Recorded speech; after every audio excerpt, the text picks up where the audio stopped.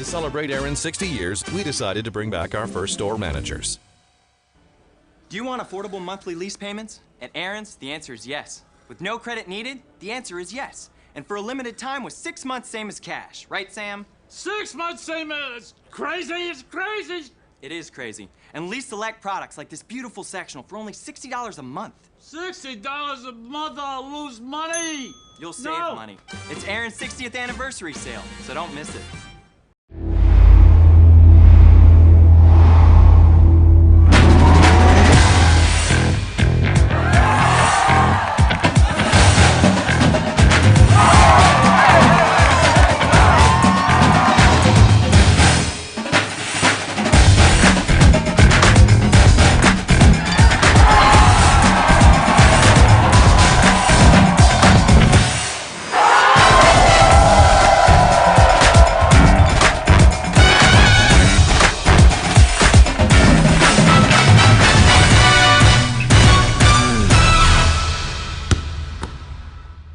Hi, I'm Dennis Pruitt, second generation owner and operator of Pruitt Heating and Air.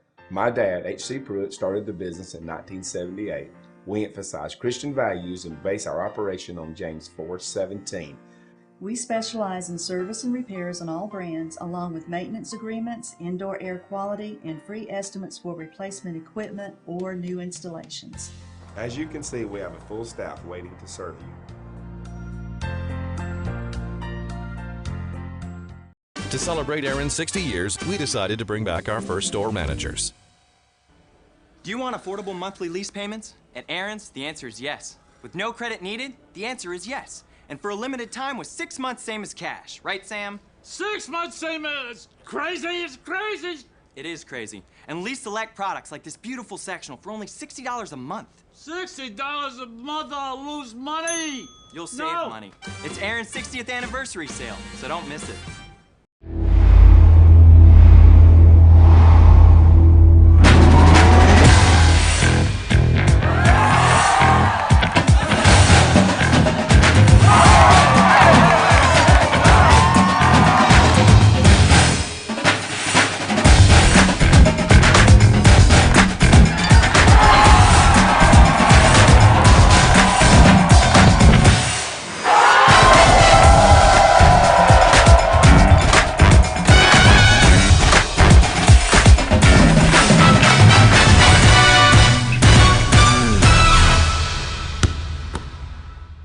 Hi, I'm Dennis Pruitt, second generation owner and operator of Pruitt Heating and Air.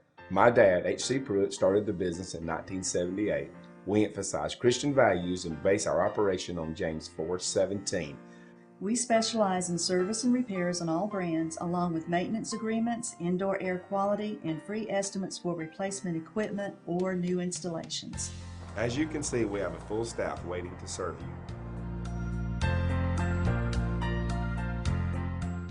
To celebrate Aaron's 60 years, we decided to bring back our first store managers. Do you want affordable monthly lease payments? At Aaron's, the answer is yes. With no credit needed, the answer is yes. And for a limited time with 6 months same as cash. Right, Sam? 6 months same as crazy. It's crazy. It is crazy. And lease select products like this beautiful sectional for only $60 a month. $60 a month, I'll lose money. You'll save money. It's Aaron's 60th anniversary sale, so don't miss it.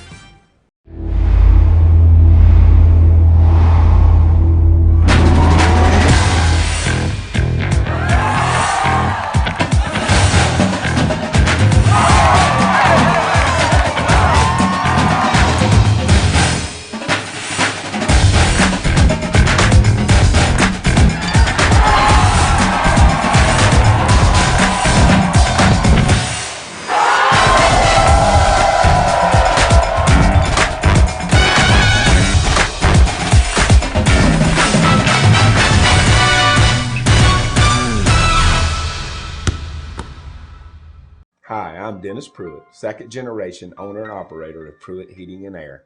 My dad, H.C. Pruitt, started the business in 1978.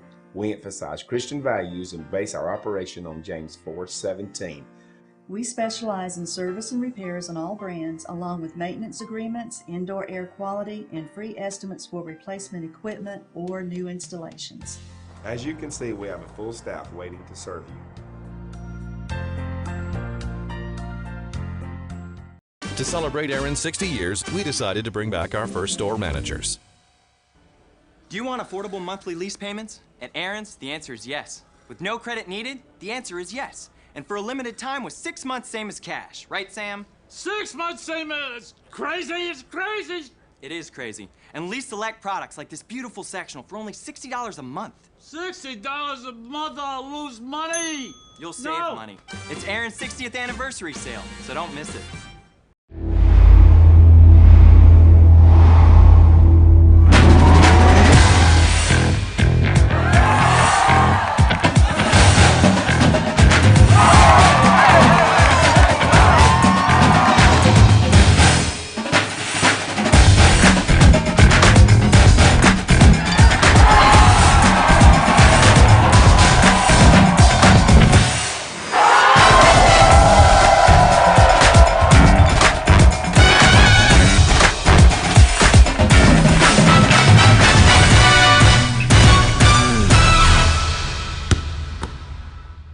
Hi, I'm Dennis Pruitt, second generation owner and operator of Pruitt Heating and Air. My dad, H.C. Pruitt, started the business in 1978. We emphasize Christian values and base our operation on James 4:17. We specialize in service and repairs on all brands, along with maintenance agreements, indoor air quality, and free estimates for replacement equipment or new installations. As you can see, we have a full staff waiting to serve you.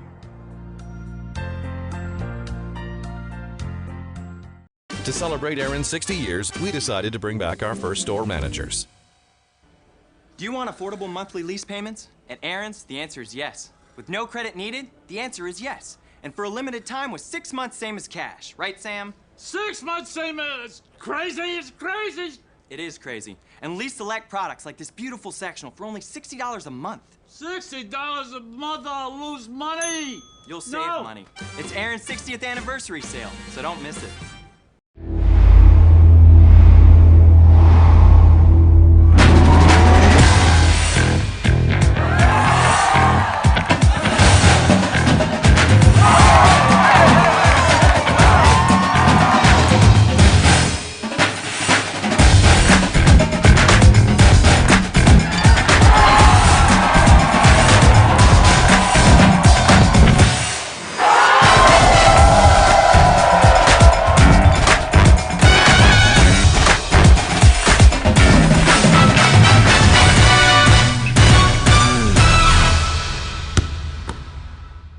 Hi, I'm Dennis Pruitt, second generation owner and operator of Pruitt Heating and Air. My dad, H.C. Pruitt, started the business in 1978.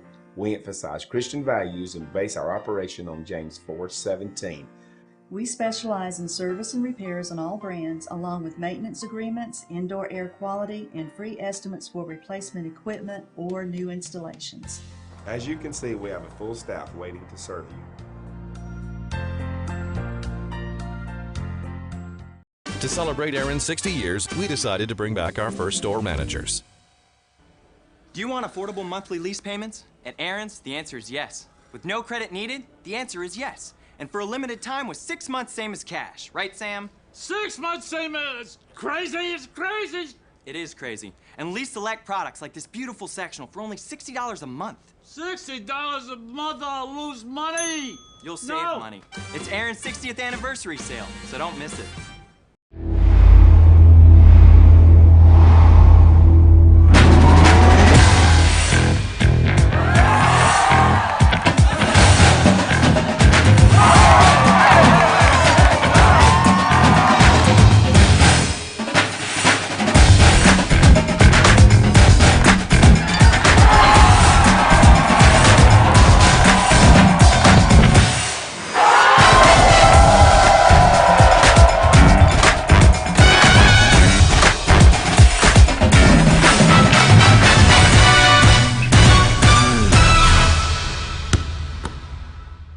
Hi, I'm Dennis Pruitt, second generation owner and operator of Pruitt Heating and Air. My dad, H.C. Pruitt, started the business in 1978. We emphasize Christian values and base our operation on James 4:17. We specialize in service and repairs on all brands, along with maintenance agreements, indoor air quality, and free estimates for replacement equipment or new installations. As you can see, we have a full staff waiting to serve you. To celebrate Aaron's 60 years, we decided to bring back our first store managers.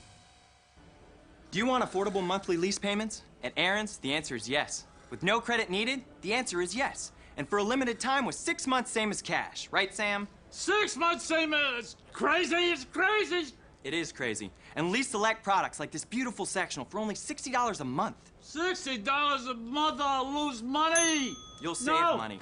It's Aaron's 60th anniversary sale, so don't miss it.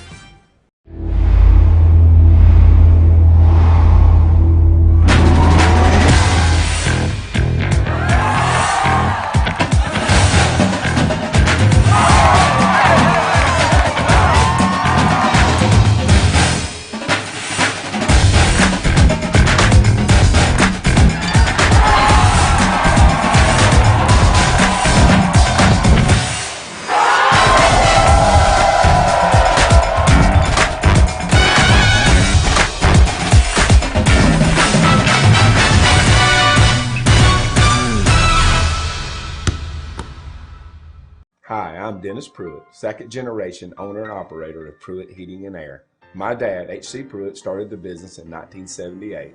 We emphasize Christian values and base our operation on James 4:17. We specialize in service and repairs on all brands, along with maintenance agreements, indoor air quality, and free estimates for replacement equipment or new installations. As you can see, we have a full staff waiting to serve you.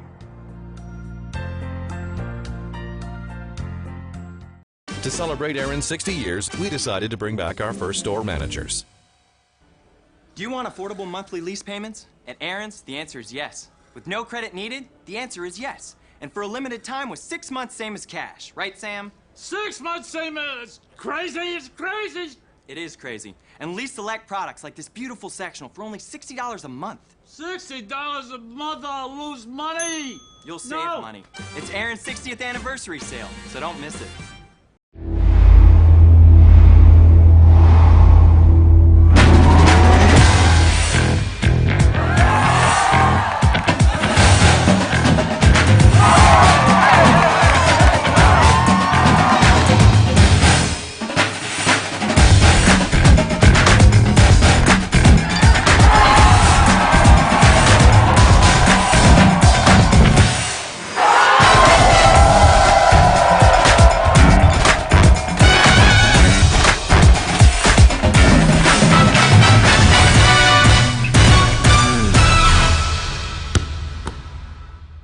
Hi, I'm Dennis Pruitt, second generation owner and operator of Pruitt Heating and Air. My dad, H.C. Pruitt, started the business in 1978. We emphasize Christian values and base our operation on James 4:17. We specialize in service and repairs on all brands, along with maintenance agreements, indoor air quality, and free estimates for replacement equipment or new installations. As you can see, we have a full staff waiting to serve you.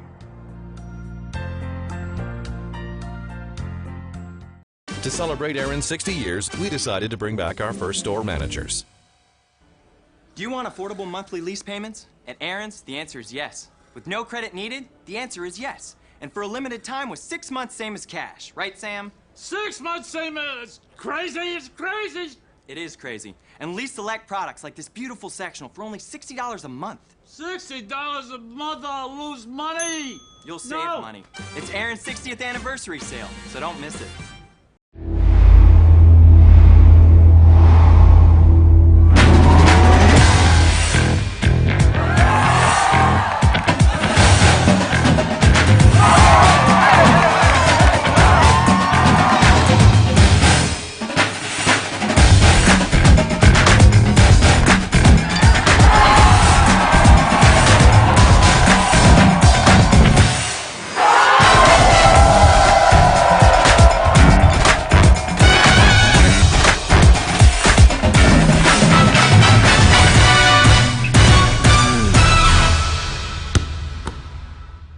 Hi, I'm Dennis Pruitt, second generation owner and operator of Pruitt Heating and Air. My dad, H.C. Pruitt, started the business in 1978.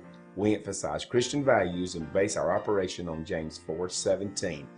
We specialize in service and repairs on all brands, along with maintenance agreements, indoor air quality, and free estimates for replacement equipment or new installations.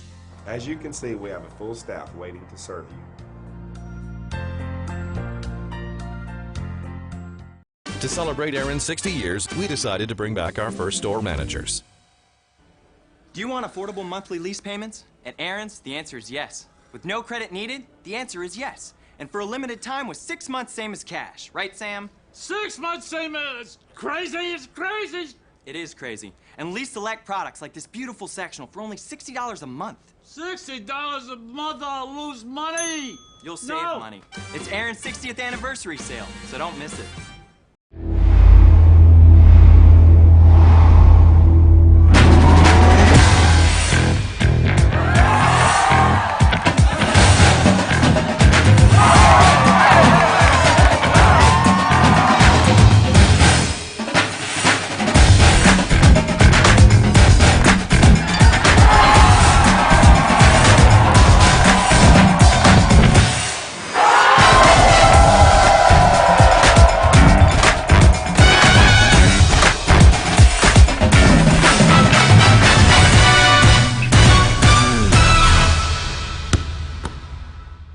Hi, I'm Dennis Pruitt, second generation owner and operator of Pruitt Heating and Air. My dad, H.C. Pruitt, started the business in 1978. We emphasize Christian values and base our operation on James 4:17. We specialize in service and repairs on all brands, along with maintenance agreements, indoor air quality, and free estimates for replacement equipment or new installations. As you can see, we have a full staff waiting to serve you.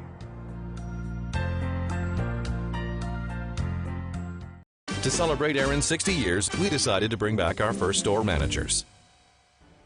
Do you want affordable monthly lease payments? At Aaron's, the answer is yes. With no credit needed, the answer is yes. And for a limited time with 6 months same as cash. Right, Sam? 6 months same as crazy is crazy. It is crazy. And lease select products like this beautiful sectional for only $60 a month. $60 a month, I'll lose money. You'll save money. It's Aaron's 60th anniversary sale, so don't miss it.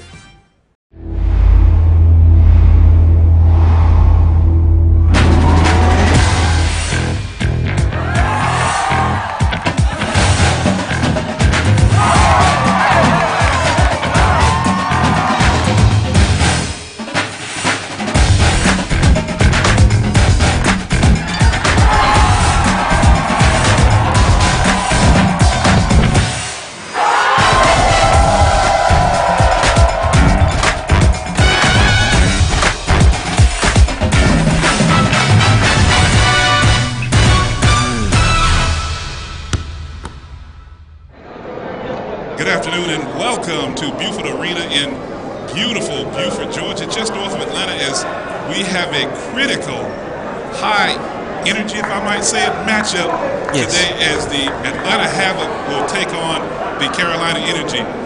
Your host, Eric Tabor, joining me today is Marquez Hodo, defensive back extraordinaire. Yes, sir. Thanks for having me, Eric. And this is going to be a fantastic game. I am excited tonight for this matchup. Yes, I am excited myself. This is my second time in this arena. I'm out here getting ready to enjoy some good Atlanta Havoc football. You know, last time I was here, Atlanta Havoc put on the show. I'm ready to see what we got today against this energy. You know, hey, let's see if Atlanta Havoc can bring some energy. And there's one thing we talked about tonight. The Carolina Energy are sitting in second place right now behind the Atlanta Havoc 60. So that's basically saying that that's going to be a good matchup between these two teams. You know, there's going to be a lot of energy between both of them. You know, look for a great performance. Let's just see what these guys come and play. You know, just see what they have in store for us. I'm excited. I am too, because this could possibly determine the AFC. Right. Having been here, they pretty much that's always good. Home advantage, you know. Home advantage gives everybody that extra boost. You know, that extra boost you need to just take on the whole entire game, you know, so hey, we're just going to see. As we get ready for the toss, one of the things I want to talk about is this Atlanta Havoc team, some of the keys to the matchup today. Well, today I talked to Coach. As I was talking to Coach today, you know, I asked him, hey, what are the two? Give me two guys that you look forward to, you know, to stand out in this game to actually help you guys win. He mentioned you got Ryan on the offensive side. He's a great receiver. And then you have Mr. Ford, Larry Ford, on the defensive side. You know, he's looking for that guy to come back in, you know, make some sacks, put some pressure on that quarterback. Ryan, hey, he looked at him as a playmaker. He need to make big plays. He expect nothing else but big play. That's all he expect from him. So I'm looking to see the matchup between these guys and an outstanding performance. And you're talking about Ryan McDaniel, a receiver extraordinaire who really lit this game up a couple of weeks ago. Yes, he did. He showed out, had a tremendous game. I think he had about, two touchdowns before he got hurt? Before he got hurt, the coaches pulled him. And the coaches pulled him out. He sat down for the remainder of that game. So, hey, I'm quite sure he's itching to, play a whole 4 half this time. His first game back was last week. He only played 2 halves or 1 quarter. Mm-hmm. So we're going to see. He should be itching to, just start off this game and perform, just give us something to look at. One of the matchups I'm looking for, because, I'm one of these former defensive linemen, is going to be number 75, A.J. Harmon, matching up and see how he does against this Carolina Energy pass rush. That'll be a good matchup as well. We're going to see what he has to bring to the table. We've talked a lot about the Atlanta Havoc. Let's see what we have on here on the Carolina Energy side. I've heard a lot about this quarterback they have. This quarterback is very mobile. What do you think about this quarterback? Well, he's a dual threat guy, and look for him to not only run the football, but he can also throw it as well. Right. Well, like I say, Eric, I'm just willing to, just ready to jump in and watch and see what's going on. As we're getting set for the kickoff, looks like the Atlanta Havoc will be receiving to start the game. Well, while we're waiting on the kickoff, let me ask you this. As a player, I preferred to play defense first. I wanted to go ahead and get those butterflies out of the way on defense. And I know you're a defensive guy too, but, what do you think are advantages of getting the ball first to start off the game? Well, the advantages of getting the ball first, you have that first step ahead to just, see what will work and what won't work. As an offensive player, you want to know what's going to work. You want to use your threats, attack the opponent, attack the defense, and see what's going to work for you. So, getting the points on the board first will also be is very good. But like you say, for you and me, defense, I like to play defense first too. And we're getting set to kick off, and it's going to be Eric Amaya, 6'2", 210-pounder, getting set to start the game off for the Energy. Here's the run up in the kick, high, end over end. That one's going to be returnable to the 5, to the 10, to the 15, to the 20. Makes a little bit of a move and is going to go down at about the 22-yard line. If you ask me, I would have been gone. He had so much green grass in front of him. It almost looked like he was asking to be hit on that play to me. If you ask me, he had a lot of green grass in front of him here. Okay, we've got some number substitutions here. And we're going to roll with that.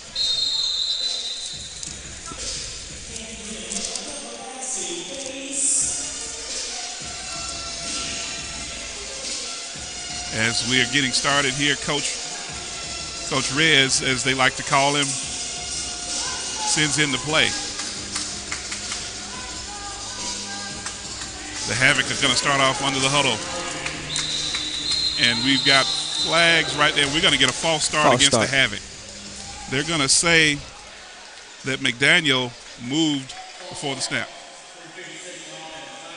Okay, now this is what we don't need to start off the game with Atlanta Havoc. So I'm quite sure coaches, going to really get on to him about that. We can't shoot ourselves in the foot early. Yeah, they're going to say it was on Zach Hooks. So that's exactly what just happened. We shot ourselves in the foot early. We just lost 5 yards. Havoc once again under center. Looks, pump fakes all day to throw the football. Finds the man wide open. Makes a move. He's to the 20, to the 15. It is going to be brought down inside the 15. Martell Moore.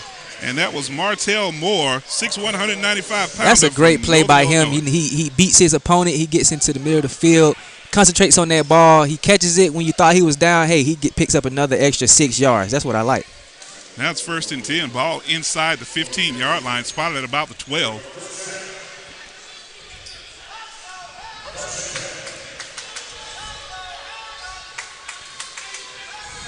Havoc throws in the back of the end zone.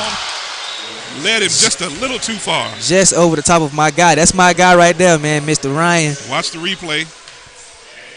Good move off the line. He's wide open. The quarterback just has to get it to him. He's wide open. That would have been 6 for Mr. Ryan. That's my showcase man right there. So that's going to bring up a 2nd down and 10 for the Havoc.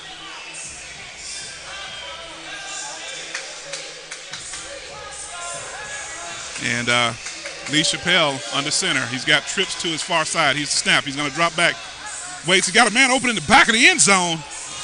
And there it is. Easy pitch and catch. Touchdown, Havoc. Hey, you said it, man. That's textbook play. Jawed it up well. Shouts out to Tyron Lewis for the throw there. For the catch and for the 6 points on the board. And he's a 6'4", 200-pounder. Off the ball, he goes in. He's wide open. He's wide open, standing there. Hey, just looking at him. Just throws his hands up. Quarterback finally connects with him. Hey, 6 points for the Atlanta Havoc. And it looks like what they were trying to do is play a zone back there. You had 3 across, and they just lost track of it. That's exactly what happened. They I'm gonna tell you why he got confused. They had a bunch set receiver over there too, so they was running a bunch of rub routes. Mm-hmm. That's what freed up Lewis. He had a rub route. It freed him up. They was confused. They didn't know what happened. Outstanding start for the Havoc as they lead 7-0 with 11 minutes, 49 seconds to go in the contest. You're enjoying Atlanta Havoc football right here on their YouTube channel.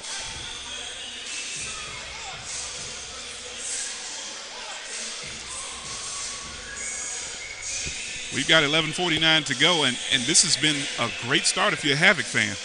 This has been a great start. Minus the false start they had at the beginning of the play, but hey, they made up for that really quick. You're starting to sound like a coach.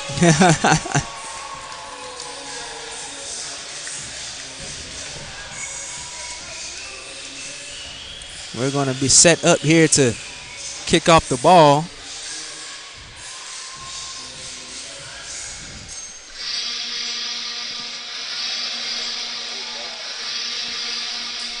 So we are getting set to get started here as Solomon is going to try to tack on another point for the Havoc.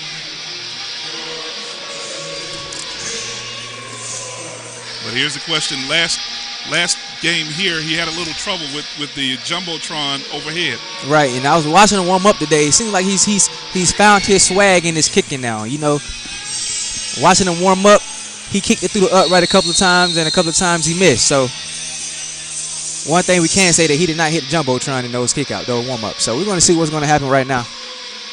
And one of the things, and we talk about this in the AAL, on kickoffs, if a kicker can put it through the uprights, it's points. That's another point. They call it an uno. Right. So those of you who are new to the AAL, who are tuning into the broadcast, it's another added dimension to make you want to watch arena football. Right. So many opportunities that these guys can score and have so much fun, man. It's a fun sight to see. Here's Solomon's kick, high, end over end. That one's going to be returnable. He's going to bring it out to the 5. He's to the 10, to the 15, to the 20. Makes a move to the 25, and is going to be driven out of bounds inside the 20. And that was number 1 on the return. Majid K. I think that's how you pronounce his name. Is that Majid Key? And that looks correct to me. Majid Key is 6'1", 207-pounder. He's a defensive back. So, defensive back, huh? That's what I like. They always say that defensive backs are the perfect guys for special teams. I've heard. And David Washington ends at quarterback. He's going to look. He's going to take off running. He's got blockers down the field, and he's going to be brought down inside the 15 to about the 13. And slow getting up looks like Eric Crosby. That was a nice little run there before, the Atlanta Havoc has sworn to the ball. That's what I like about that defense there. Look at that defense sworn to the ball. And one of the things that I saw here was that the tight end released, and they were downfield set to make a block. Right. If the tight end releases, that gives that other jack linebacker a chance to get down the field. Set up for a screenplay here. And we're going to get dirty laundry's on the field. And that's going to come back. Dirty laundry comes out on those type of plays. You already know it's against the offense, You're going to get holding And they're going to call it on number 5. That's Cameron Sullen, looks to be. So that's going to negate the touchdown. And that screen game that they're running looks dangerous. I'm going to tell you what gave this play away. You know, when he put his hands on him, when you throw your hands up, it's already making like you done something wrong. Don't throw your hands up. You know, just block to the whistle. If the flag is going to come out, the flag is going to come out. Tight end declares. Washington takes snap, drops back. He's under some duress, throws. Got a man. Oh! And just couldn't make the catch. In and out of the hands of Cameron Sullen again. You don't get very many of those. I know he wishes that he can have that back. A tough break for the Energy, but a major break for the Havoc. I would say that he almost kind of lost it in the sun, but hey, we are in an arena. I don't see any sun in here, so. I don't know. When the ball hits you in the hands, you're supposed to make that catch if you're a receiver. Exactly. So it's 3rd down and 20. Washington once again in the gun. Takes the snap. Drops back. He's under some duress. He's waiting. He tries to get it away. Incomplete. That's going to bring up a 4th down. Well, if you're this Energy team, man, right now you're probably a little frustrated, but hey, you know, just go to the sideline. You have to, regroup and come back out and play another down. That pass was intended for Perry Floyd, and they're going to go for it on 4th down. Really? Oh, they're going to go for it. 9 minutes left here in the first quarter. And the crowd starting to get involved. That 9th man is starting to get it cranked. Washington once again loads the gun. Here's the snap. He drops back. He's under some duress. He lets it go. Incomplete. Turnover on downs. If you are Atlanta Havoc, you have got to love this play. Your big man gets in there. That he is.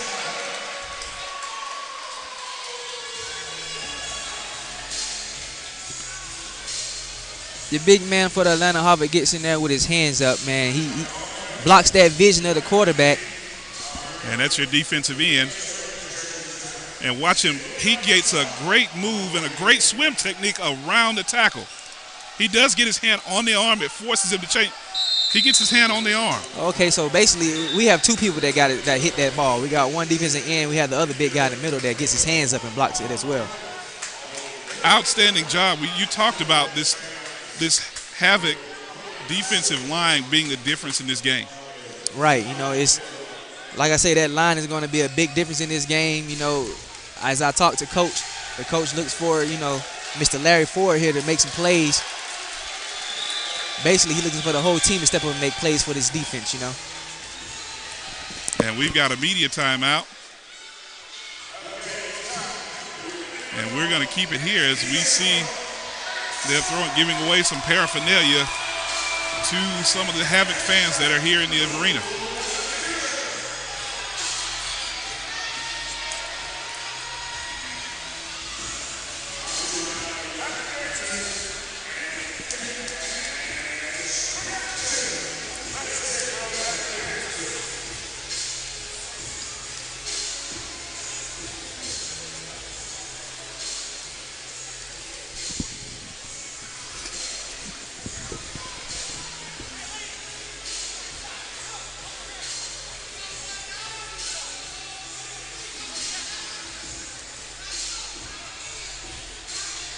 Welcome back, Havoc fans.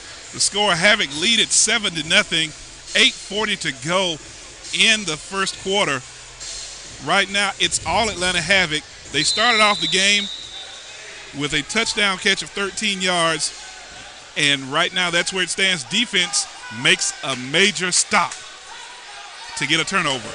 And in this game, it's about defense getting stops and offense scoring touchdowns. Yes, sir. That's right. Chappelle once again under center. He's got trips to the far side. Here's the snap. Chappelle drops back, waits, looks, looking. He's under some duress, throws. Pass is going to be incomplete, but we're going to get a flag. Looks like it's going to be a hold against possibly the Havoc.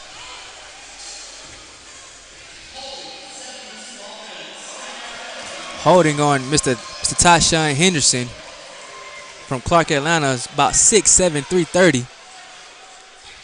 I think he might be a little bigger than 330 as we're watching the replay. Let's see if we can pick it up.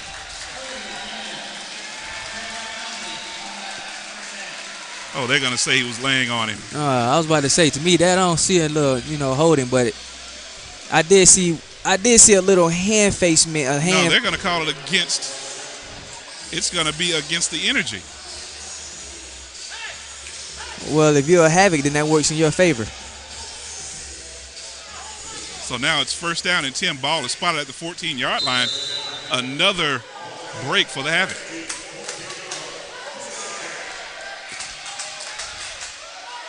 Chappelle calling up Simmons. He's got trips once again to the far side. Here's the snap. They're going to give it to Brown. Brown just bulldozing his way down the field into the dasher boards. And it looks like they've knocked the dasher boards out of whack. Oh, man, and that was a huge play now. The energy have came to play some ball now. They came and brought the thump. They done knocked down the whole wall. And that's what you talk about. Zach Brown gets up unfazed, and he said it ain't over. Yeah, he's right now. He got up and he just licking his chops. He takes that ball. He's getting behind his big man, getting behind his pads, low on his shoulders, and just pushing and pushing. Hey, one man couldn't bring it down. I can tell you that.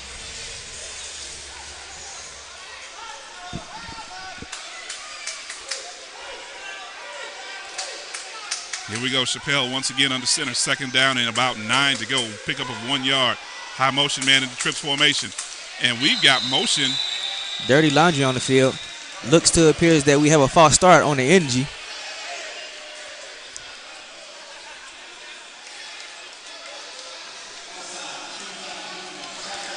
Once again, we've been talking about breaks. Once again, the Havoc has another one. And that's what you're talking about. That's what you need in these scenarios. So now it's going to bring up a 2nd down at about 4. As we've got some number changes here as Chappelle, instead of wearing number 8, is number 12. And I don't know if you've noticed that the Havoc are wearing some different unis today. Yeah, they got the green in there with a little pink. And they're going to actually auction those off after the game. Oh, okay. I might have to get down there and get me one of those jerseys. Chappelle under center again. High motion man comes into formation. Drops back, waits, looks, throws. Back over there in the corner. They're waiting to see, did he come up with a catch? It is a touchdown. Touchdown, and that is my man, no other than Mr. Ryan McDaniel. That is the guy. Look at him. Oh, let's showtime. He's going to give him a little showtime. He's going to golf a little bit. Look at him. Now, hey, man. He stole my signature move. Whenever I got a sack in college, I used to do the Johnny Carson golf swing. Oh, okay. Well, hey. That guy's out there having fun, man. He misses it. I know he hurt himself, about 2 weeks ago, right? Yeah. So I'm quite sure he's itching to come out here and have some more fun. This guy's a great receiver. He's the motion man. He comes up, stems at the top of his route, leaves the defender behind him. It just makes it look easy. We've got a penalty on the play. So the touchdown doesn't stand. Oh, man. Well. So it's now 2nd down and about 15. Chappelle throws, got him wide open in the end zone. He put the ball down. They're going to say incomplete. It looked like he made a catch and was down. If we can take a look at the replay, that's going to bring up a 3rd down for the Havoc as we've got a replay here. Come crosses the middle of the field. Look like he has it, but then he drops it. I don't know. It might look like a fumble to me. Like he had a little, control like of it and he dropped it. Yeah. But the officials don't have the benefit of the doubt for a replay. So it's now 3rd down and 15. Ball spotted on the 19.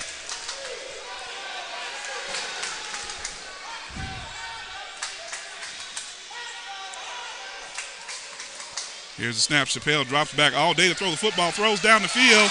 Looks like it. Touchdown for the Havoc. Hey, there it is again. I'm going to tell you one thing, man. This is the guy that I've been talking about all day long, Mr. Ryan McDaniel. Again, he goes in.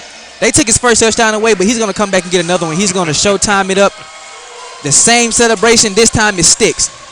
That's the man that come to play football. I love it. Again, ladies and gentlemen, this is Ryan McDaniel. As I talk to Coach, Coach, he told me that this guy, he has to make plays for this team. He's been making plays. He expects nothing less. Hey, if you ask me right now, Mr. Ryan McDaniel, he's making plays. And he had to actually slow down a little bit to get the ball as the PAT is up and good. Your new score, Atlanta Havoc 14, Carolina Energy 0. We've got 4 minutes, 54 seconds to go in the first quarter. We're going to take a break as you're enjoying Atlanta Havoc football on the YouTube channel.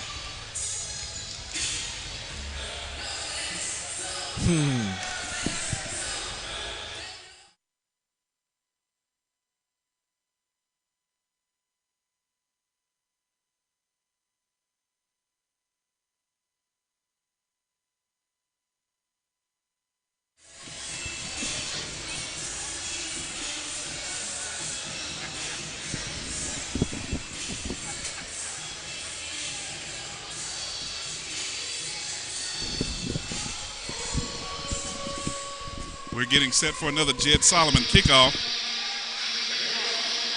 And all we can hope for is another Uno to tack on another point. Great start for this football game if you're a Havoc fan.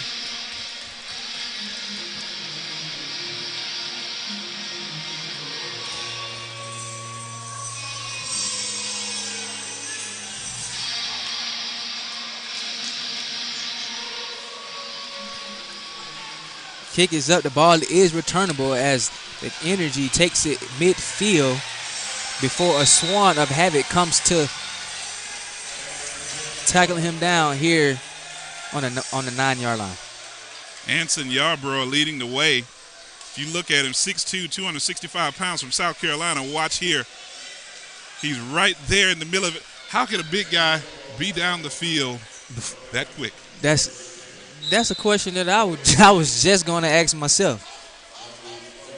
Because usually on every special team, I never, other than high school, I never made a kickoff team.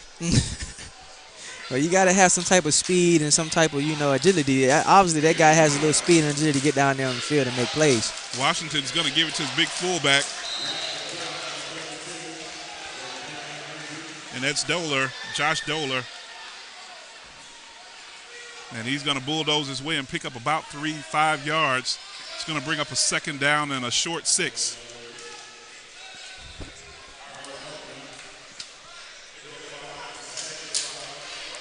David Washington, stealing at quarterback, loads the gun. Here's the snap. Drops back, quick throw out to his receiver. It's going to be caught. That looks good enough for a first down. Caught by Sandy Chapman. And Sandy Chapman, that looked like a pre-designed route. Yeah, that was pretty sweet and to the T. It was a quick little, 5-yard hitch, run off the ball, spot up, catch it, tuck it, get down the field. That was pretty good. I think it's one of those automatics when the defensive back is playing off, and they're going to give it to the big fullback once again, and he's going to pick up 4 or 5, give him about 5 yards. That's going to bring up a second down and about 5. And when you can run the football in this league, that's a dangerous thing. Right.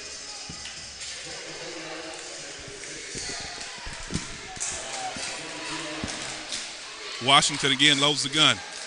He's under a little bit of duress. He throws deep, and you're going to get a pass interference call. Yeah, that right there is a little dirty laundry calls for.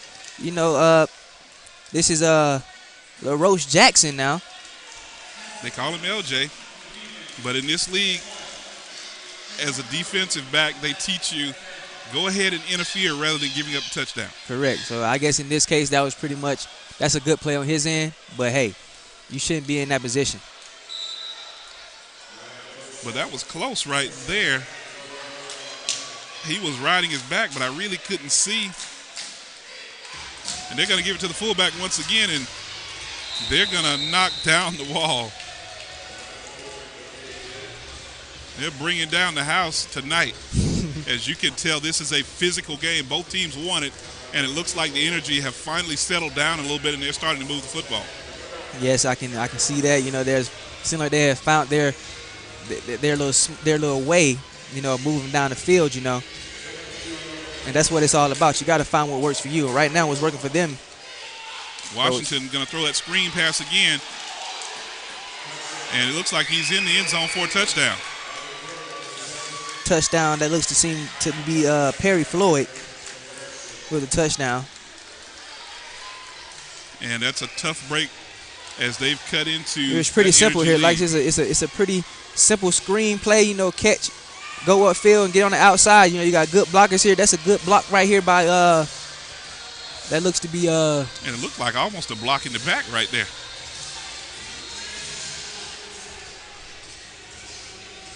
As the Energy got away with one.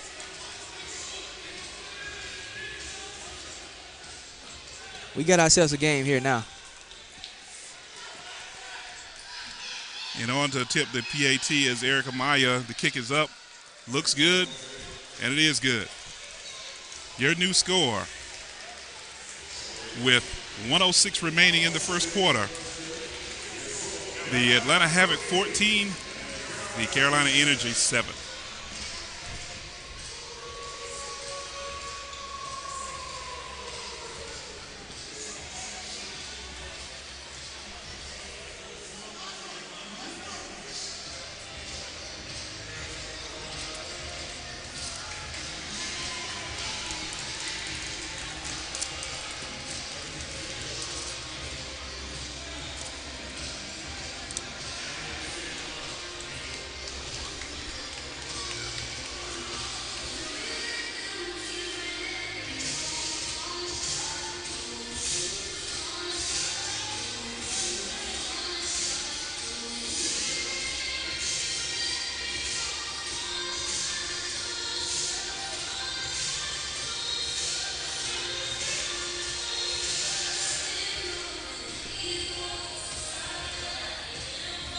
We got here back to return deep for the Atlanta Havoc is Montreal Moore.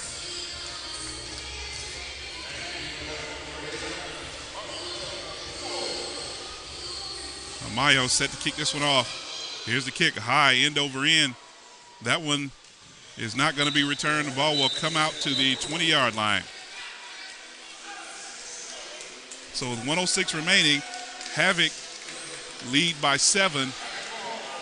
And now it's the offense turn.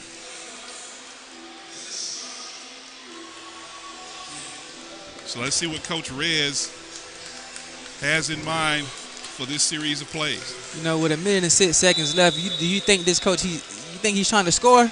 Well, it's still, that's just the first quarter, so you still got plenty of time here. But knowing Coach Rez, he might try a home run shot here.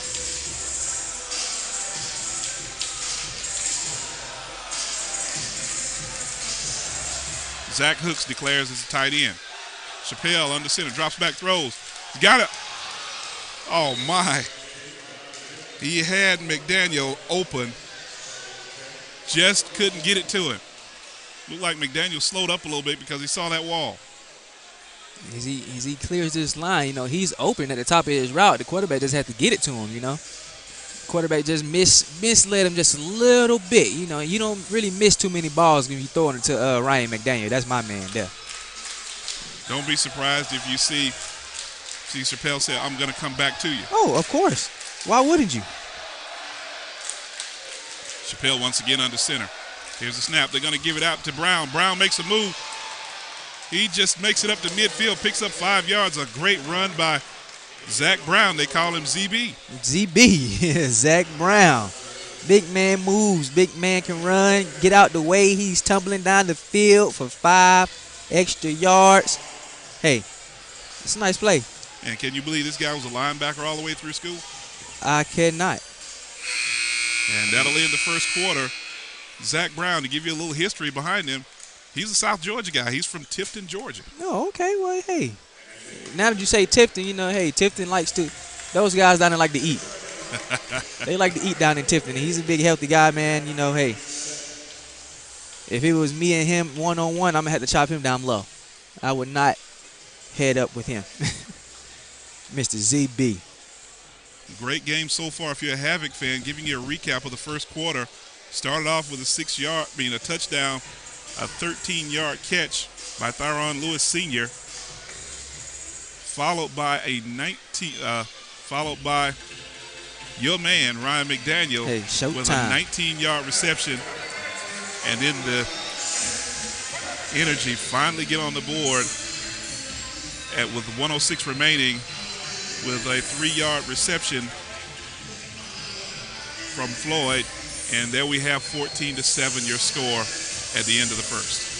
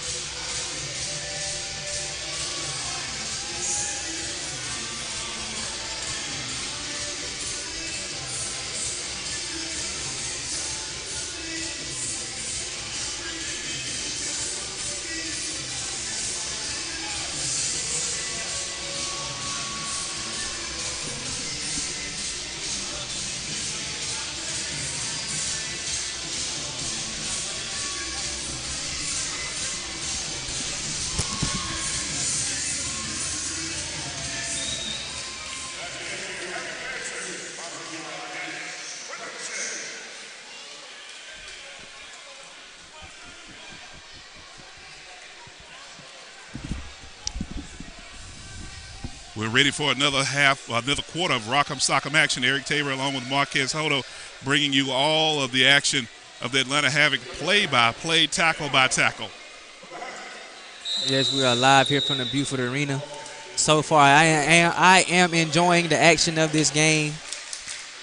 This is a good game, you know. Hey, 7 points behind. A lot more football to go. Let's just see what's left in store for this football game. Chappelle, he's got motion to the wide side of the field. Here's the catch. And that's good enough for another Havoc first down. Nice pitch and catch by Montrell Moore.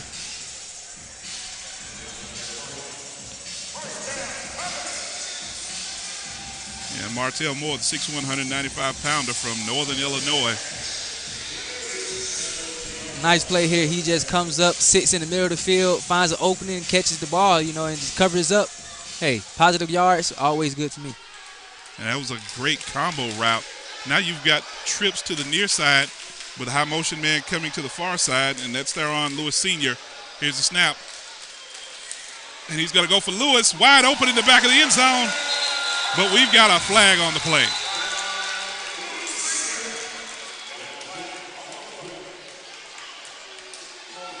I tell you, you can't draw those plays up no better than that. The only thing that's hurting this Atlanta Havoc team is all these flags, these penalties. They've had 2 touchdowns here. They're gonna call back because of penalties. And that's a tough break if you're a Havoc fan, as you wipe 6 points off the scoreboard. If you are the Atlanta Havoc's head coach right now, what will you be saying to your players? And if you remember the last time we were here post-game, the Havoc head coach was saying that exact same thing. Penalties were killing us. Penalties will hurt any team, you know. You just got to do without them.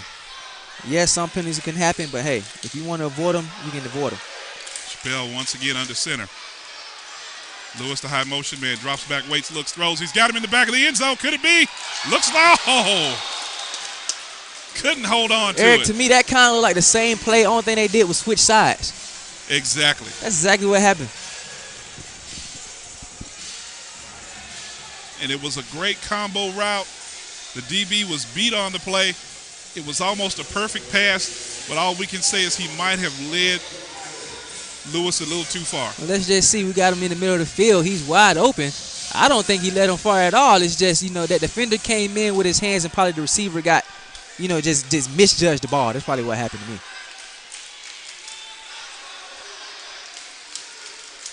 Oh, Chappelle, look at him he's again. got him again, same play. And it's there again, and it's no other than my man.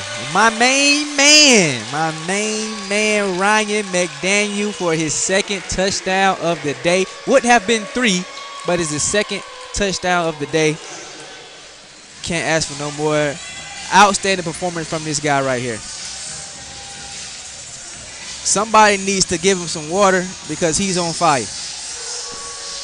You got to put that fire out.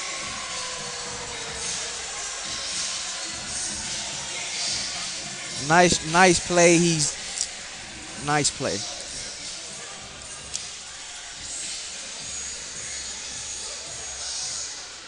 As we're set for the PAT. Snap, placed down, the kick up. Looks good. And it's right down Main Street good. With 12:08 to go in the first quarter, your Atlanta Havoc lead 21-7 over the Carolina Energy.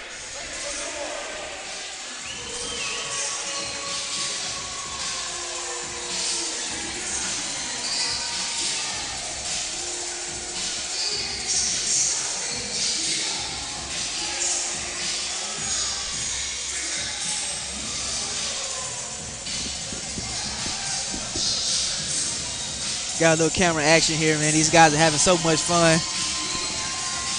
Little crowd action.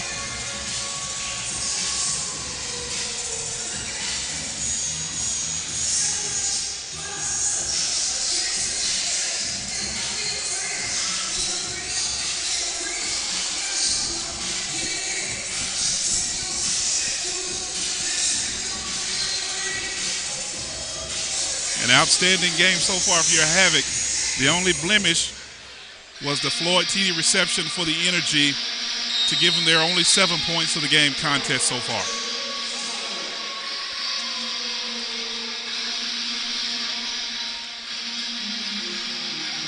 Jed Solomon getting set to kick this one off.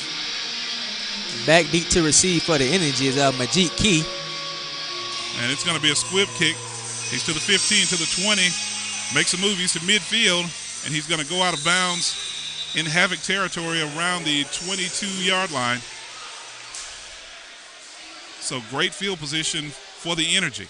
Nice return here by Majid Key. As we came with the ball into your living room.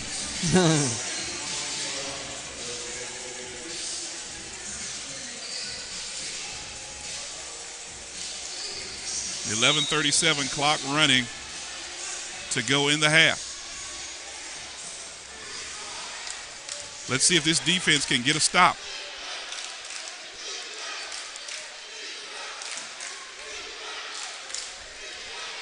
Washington gives it to his fullback, and he's going to be brought down. This time, the defense was well aware as they made some adjustments.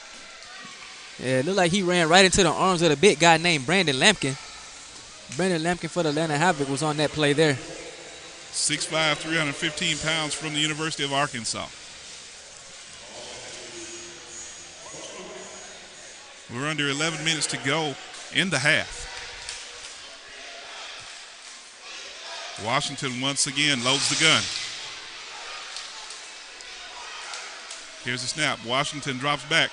He's under some duress. He's going to make a move. He's a dangerous man. Oh. Dirty laundry again. We do have dirty laundry on the field. Look like that may be against the Atlanta Havoc. What do you think?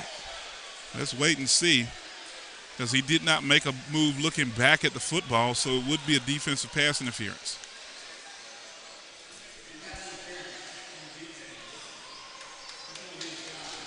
So the play is a touchdown. The Energy cut the lead to 8. 11:36 remaining in the second quarter. Nice drawed up play. Hey, he sat there. That's a good play by Mr. Lee there. He saw his quarterback in trouble. He heads downfield, give him a little space to throw the ball up and over. Touchdown for the Energy. And here's the PAT attempt. Looks up. It looks good, and it is. Your new score with 10:21 remaining. The Atlanta Havoc 21, the Carolina Energy 14.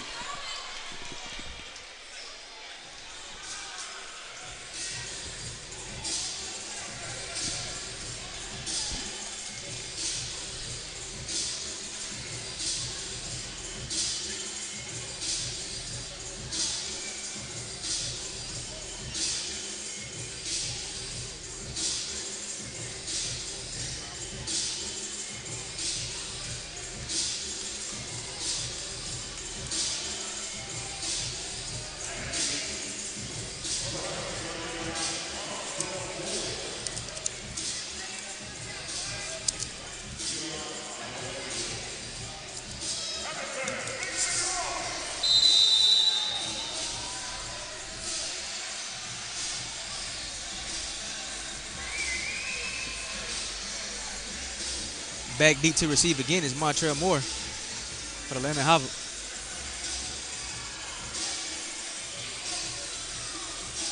Here's the run up and the kick. High end over end. That one looks returnable. He's going to take it to the 5. Makes a move to the 10. Steps inside to the 15, to the 20. Makes another move to the 25, 20. Inside the 20, down around the 15-yard line. Outstanding return by Martell Moore. That was a great run by Martell Moore. He was patient. He set up the whole play. He ran off to the right side. Then he stuck his foot in the ground and head vertical right up the field. The best way to make a defender miss is go vertical. He broke about 3 tackles here. That's a great play by Montel Moore. He started accelerating. Great play by Montel Moore. I almost thought the kicker was going to get him, and you know as well as I, you don't hear the end of it if the kicker runs you down on a kickoff return. Yeah, if that kicker would have ran Montel Moore down, Montel Moore would have had to see me right after that play. I was going down on that field and had to talk to them. Chappelle under center. Here's the snap. He dropped back. He's under pressure. He fumbles the football. Gets it back. A lucky break for the Havoc. Somebody got in there and caused some corruption over there for the energy. And that was Shelby. Shelby came off the end. I think they were trying to set up the tight end screen. Oh, he came right through there untouched. They tried to set up the tight end screen, but they didn't give him a chance to. Because what happens, that tackle is an eligible receiver. Oh, okay. And so what happens is sometimes you'll try to set him up for a screen pass, and you just give a bump to the defensive end and get out in a pass route and turn, and you can rumble because a lot of DBs don't want to hit a lineman. Hey, I don't blame you. Look like Chappelle on the end around. Give it to Lewis. Lewis is going to be knocked out of bounds. And we've got some fisticuffs going, and there's the flag. Julian Young for the Energy is probably going to get the call. Tyshawn Henderson, Julius Young and Tyshawn Henderson got in there and got a little blows throwing back to each other there. Watch the replay. We couldn't see it there. But there, you saw it at the end, right there. I saw it at the end, yeah, that was on the Energy. So they're going to get the Energy for a personal foul. Tack on about 15 yards. That's going to give the Havoc a first down. Ball is now spotted on the 13. In these types of big games, you can't let your emotions get the better of you. You can't do that. You know, you just have to hold your composure. You know, hold your frustration in. Hey, just be calm and play the ball and play the game. Because the one thing you miss about being on the field, I used to love the art of the trash talk. Oh yeah, I'm a big trash talker, but you know, it's a time where you can talk your trash. Oh, that was a big hit. And that was kind of a bad read, the first bad read I've seen from Chappelle. He had a receiver breaking back to the inside of the field wide open. And that's a tough break for the Havoc. It's going to bring up a 2nd and 10. But Lewis, I think, got his bell rung. Oh, he did get his bell rung a little bit. 2nd and 10 here. Hey, I have a pretty good idea in my head about who's going to get this touchdown, but I'm not going to say nothing until he gets it. Can I guess a number? Oh, yeah, you can guess a number. 19. Oh, there it is. I'm quite sure everybody in the stadium is going to guess that number. Oh, looks at him. Wide open. Oh, see, look. Great decoy. That is a great decoy. Everybody was looking for Mr. Meyer McDaniel to get that ball. Including you and I. Everybody. Not even just us. Everybody was looking for him to get that ball. Opened up, freed up Mr. Alex Coleman there for the touchdown. And that's what's so good about having so many threats that you can just, you know, just trick everybody, you know. They focus one on one player, frees up everybody else on the team.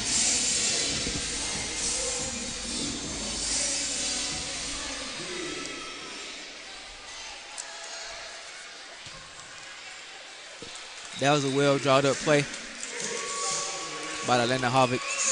And that was a great read there by Chappelle as he saw that DB leaned when he saw McDaniel break to the outside. That DB bit. Right. And that's the thing. You know, DBs are going to always bite, but sometimes you just have to, just sit in there and be patient and don't bite.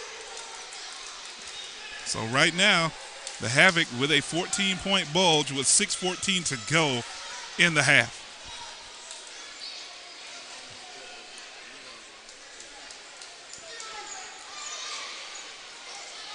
The big question now is, can the defense get one more stop? Because remember, the Havoc get the ball to start the second half. I think they could do it. Defense can get in there and get one more stop, man, and they're going to come back out. After halftime, they're going to run this score up. Last time we was in this stadium, they broke the scoreboard, 87-14, if I'm mistaken. And I've seen games like that, and I've always been like, wow. And a few years ago on one arena team, we got beat 96-0. I'm not going to say where I was or what team I was with, but that was the final score. Are you sure that was a football game or a basketball game? That was a football game. As Solomon puts that one in the stands, the ball will come out to the 20-yard line, 1st and 10 for the Energy. Now, if you are the Energy at this point of the game, I don't think, you're not far behind. You don't need to come out here and just try to rush anything. Just be patient, execute your plays, just execute. That's all you want to do, just execute at this time. You're not down far. It's 28-14. You got plenty of time, 6 minutes, 11 seconds left in the quarter. Come out and execute. Tight end declares for the Energy. This time Washington is going to load the gun. Here's the snap. Washington drops back, waits, looks. He's got all day to throw the football. Now he's got a little duress. Throws. Pass is going to be caught. And that's going to be key on the reception. Well, at the beginning of this game, we talked about the quarterback having to have pressure. The Atlanta Havoc didn't have any pressure on this game. He had all day standing in that pocket. The quarterback set that back there. He's cool, just calm. He finds his receiver wide open. Positive yards for the Energy. And one of the things I think they're trying to do is be disciplined in their pass rush. They're trying to stay in their lanes, and they're not really getting the pressure. They're going to do a little misdirection, and he's going to get in for the score.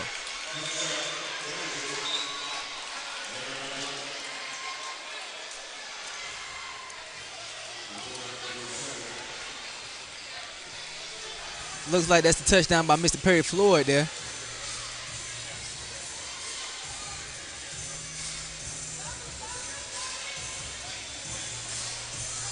So with 4:45 to go in the half, the Energy have cut into this lead. They can make it 7 with a point after.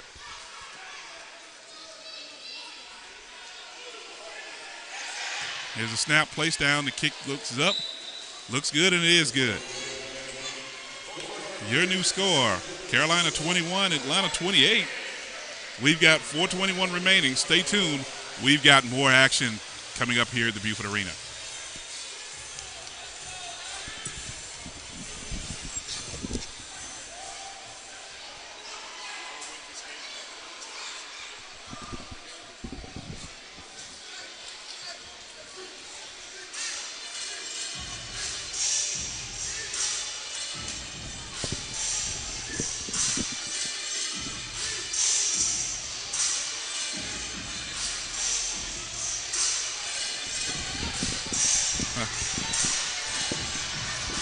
Got a little crowd action there. Look like kids right here doing the backpack dance. You ever seen that dance before? I haven't. Yeah, that's the backpack dance there. Look at them.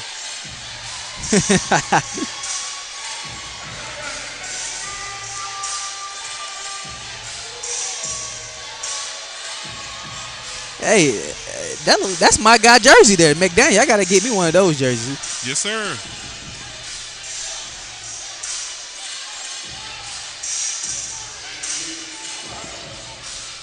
The last return Mr. Martell had. Now,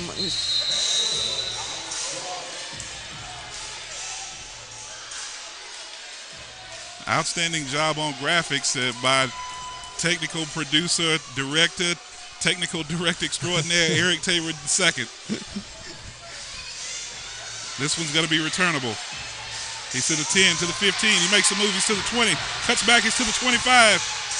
And it's going to be brought down around the 23-yard line. Once again, that is Martell Moore with his second big-time return. He's going to get one before this game over with. I feel it. He's close. We'll watch the replay. Kicks it out. Hey, he's patient again. You know, he hits it running. He's not hitting it scared. That's what you don't do. You don't hit it scared. You hit it with full speed, you know, and you go vertical. Get upfield.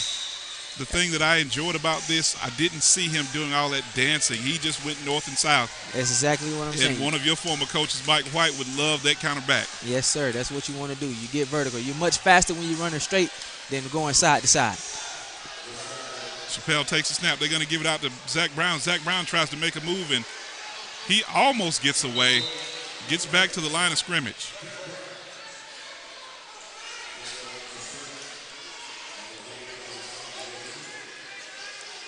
Well, maybe give him a yard. They were being generous right there. They gave him a yard. So that's going to bring up a 2nd down and 9 for the Havoc. 28-21 your score with 3:04 remaining in the half. Chappelle under center. He takes a snap. Looks downfield. Pump fakes. He's under some duress. He slips and does the smart thing. Throws it away. You live to fight another down. That was pretty smart by the quarterback here. I like that play.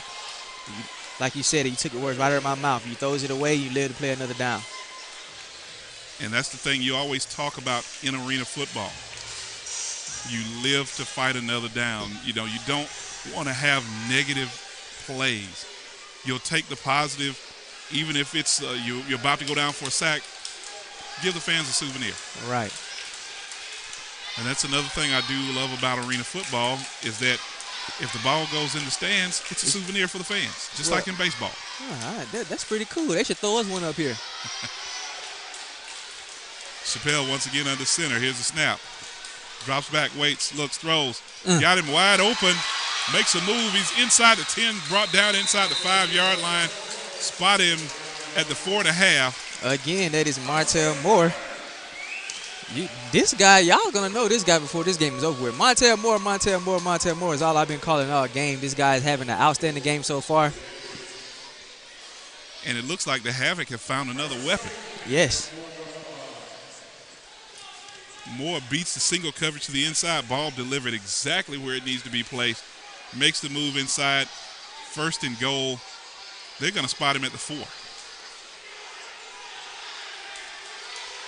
Chappelle once again under center.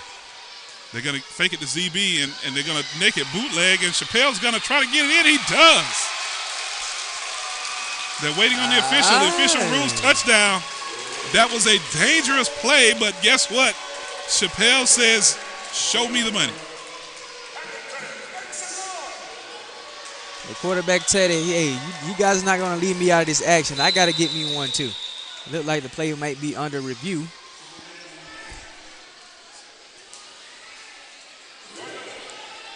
This is the 1-minute warning. You have the quarterback here, Chappelle.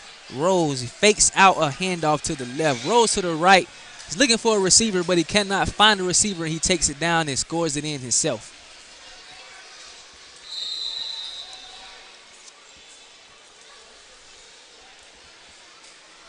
Here to attempt the point after Mr. Solomon.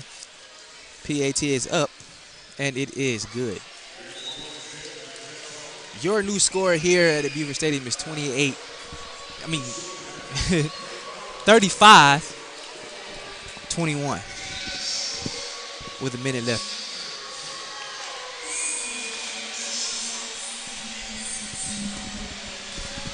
Here again, we have the young kids out here with the backpack dance. You know, they're having a good time here with these jerseys on. My man Ryan McDaniel never.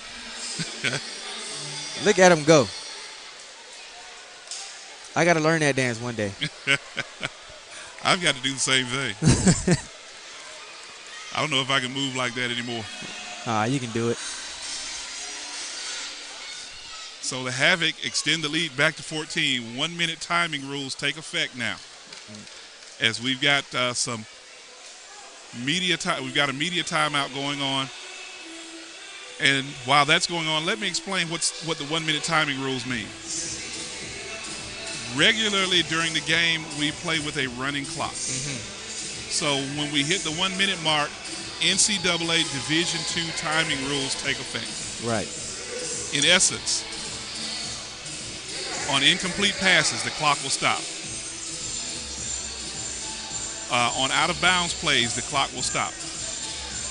The other thing, negative yardage plays, the clock will also stop. So, say, for example, I'm just trying to run the clock out. If I get tackled for a loss, the clock continues to roll. Okay. So I can't take a knee.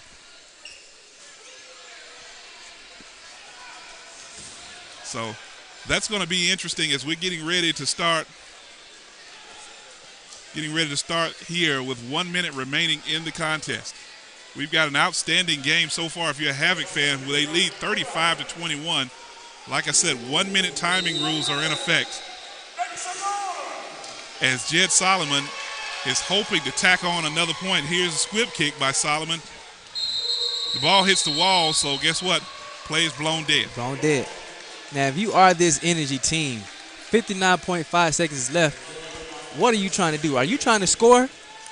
Or are you just trying to, just run that clock out, go into the locker room, come back out and regroup, start over? Now, here's the thing. Yeah, you want to score here. Right. Because here's what happens. You score, you get the ball to start the second half, you score again, it's a tie ball game. There you go.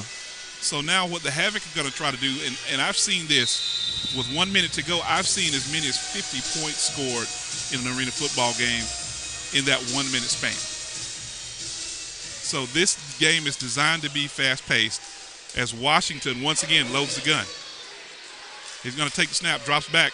He's under some duress. He's going to run it, makes a move. He's to the 20, to the 25, to the 20, and he's going to get out of bounds in Havoc territory around the 19-yard line. And that's what we were talking about earlier today, that we have to watch his quarterback. This is the first time the quarterback has really got a chance to scramble and show his skills, but now we see that, hey, he's not scared to run that ball. He picks up a very positive yards.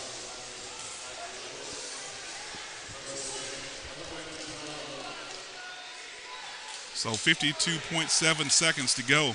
And there's the thing about scoring too quickly as well. You're right. You lead the other team. Throw almost a pick.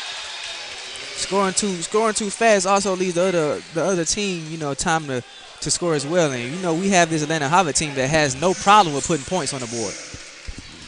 And I agree wholeheartedly.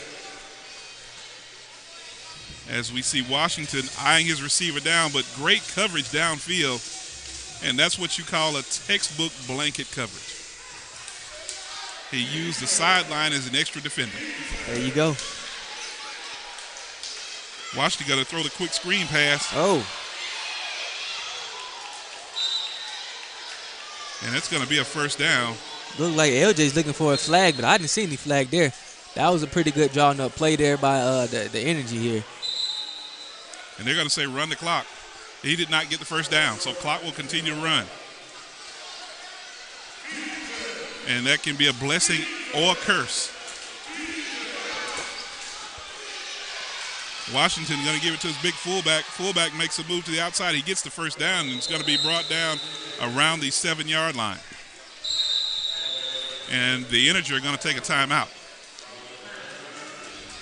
We've got 14.8 seconds, and when you're in this close, one of the issues you have is now that end zone comes into play. Right. So the defensive backs can use that back end zone as an extra defender.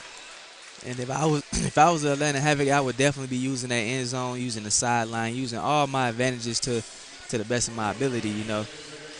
If it's out there, use it.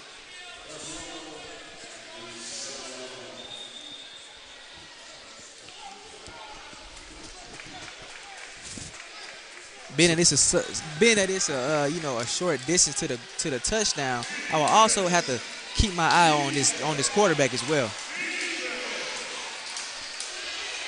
Here we go as Washington once again takes a snap. He throws incomplete. Another great job of coverage. It looked like a back shoulder throw, and that's almost indefensible as we've got another angle here.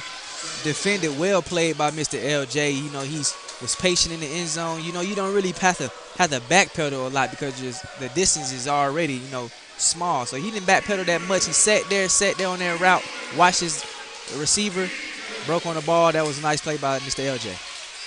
11.3 seconds to go. Here's the snap. Washington under some duress. He makes a move, makes one miss, two miss, throws it.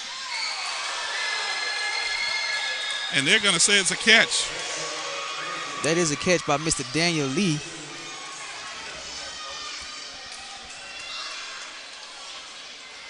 And now it's a tough break for the Havoc as that lead has been cut down.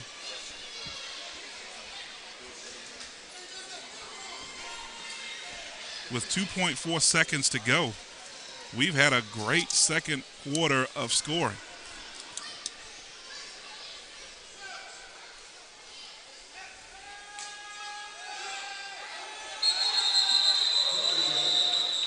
And we've got whistles and a stoppage in play.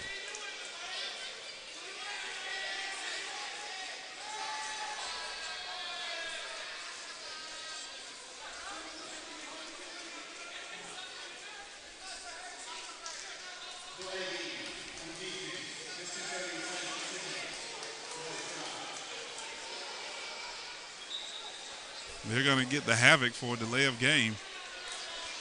So here's the thing now with the Havoc. You're going to go for the home run ball, and everybody in the arena knows it when you get it back.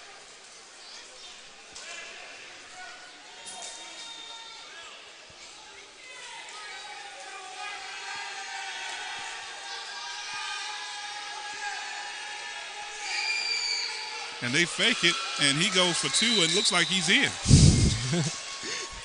That is the first time I've ever seen this in this league. I didn't even recognize what just happened just then. I didn't see the ball. But it appears to look like the center. It was a direct snap. It's a direct snap. And the big guy,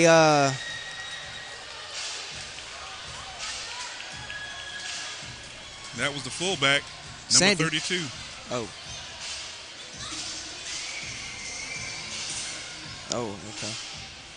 That was Josh Doster. We've been calling his name all game, doing a great job. And now it's a 6-point game. And the question now, the Havoc can actually relinquish the lead for the first time in this contest if the Energy score start off the game in the second half with an extra point. And I'm quite sure that that's going to be and all their intentions to come back out second half and score first. You're going to make this a game.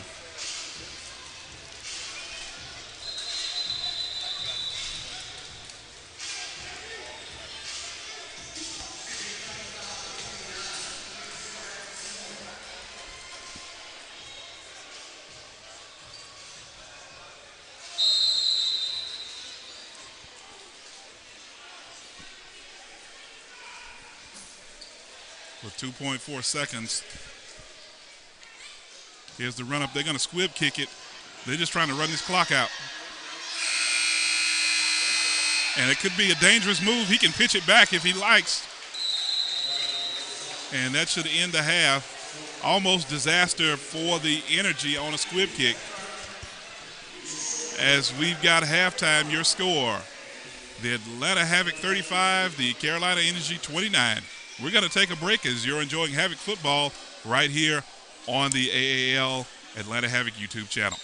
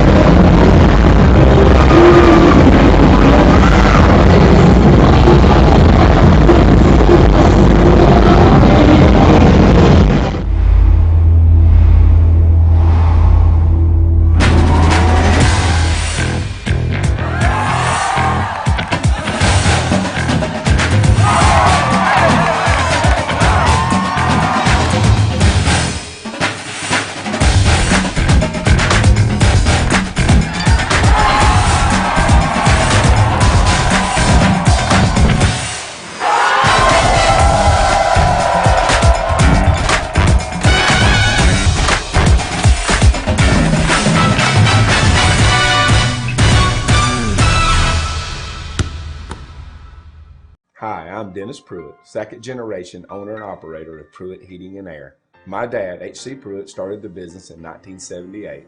We emphasize Christian values and base our operation on James 4:17. We specialize in service and repairs on all brands, along with maintenance agreements, indoor air quality, and free estimates for replacement equipment or new installations. As you can see, we have a full staff waiting to serve you.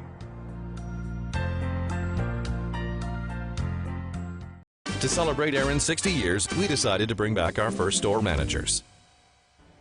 Do you want affordable monthly lease payments? At Aaron's, the answer is yes. With no credit needed, the answer is yes. And for a limited time with 6 months same as cash. Right, Sam? 6 months same as crazy is crazy. It is crazy. And lease select products like this beautiful sectional for only $60 a month. $60 a month, I'll lose money. You'll save money.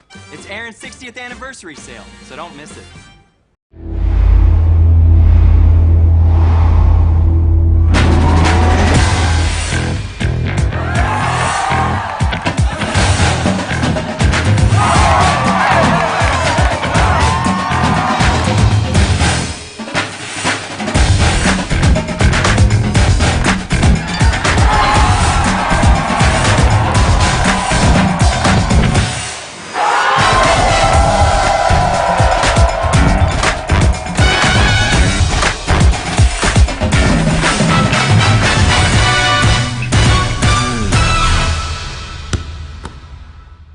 Hi, I'm Dennis Pruitt, second generation owner and operator of Pruitt Heating and Air. My dad, H.C. Pruitt, started the business in 1978.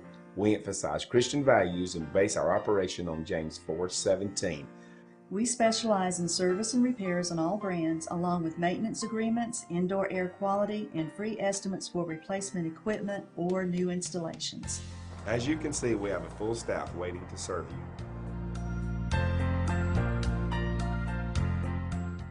To celebrate Aaron's 60 years, we decided to bring back our first store managers. Do you want affordable monthly lease payments? At Aaron's, the answer is yes. With no credit needed, the answer is yes. And for a limited time with 6 months same as cash. Right, Sam? 6 months same as crazy is crazy. It is crazy. And lease select products like this beautiful sectional for only $60 a month. $60 a month, I'll lose money. You'll save money. It's Aaron's 60th anniversary sale, so don't miss it.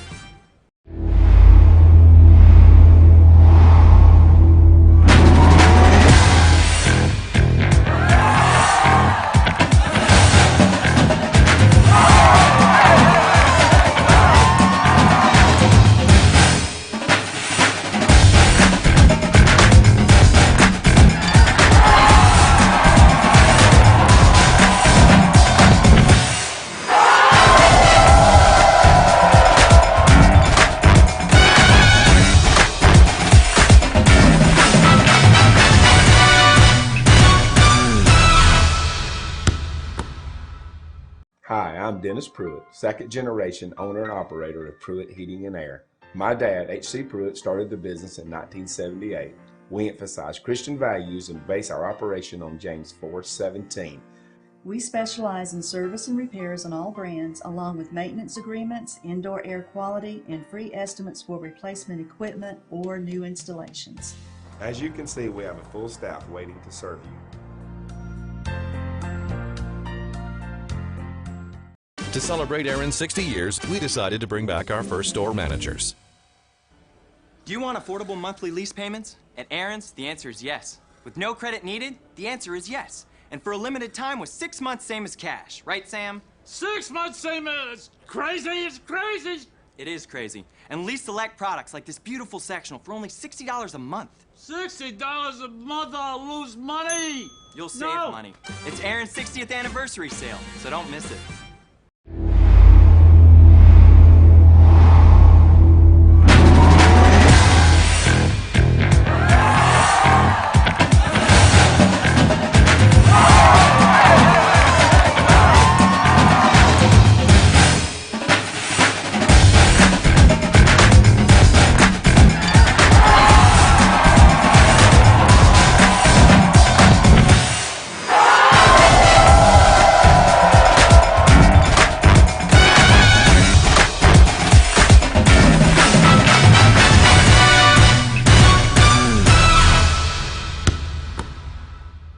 Hi, I'm Dennis Pruitt, second generation owner and operator of Pruitt Heating and Air. My dad, H.C. Pruitt, started the business in 1978.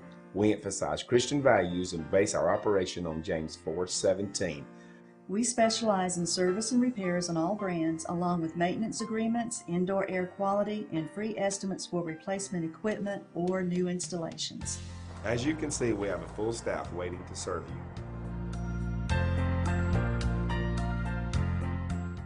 To celebrate Aaron's 60 years, we decided to bring back our first store managers. Do you want affordable monthly lease payments? At Aaron's, the answer is yes. With no credit needed, the answer is yes. And for a limited time with 6 months same as cash. Right, Sam? 6 months same as crazy is crazy. It is crazy. And lease select products like this beautiful sectional for only $60 a month. $60 a month, I'll lose money. You'll save money. It's Aaron's 60th anniversary sale, so don't miss it.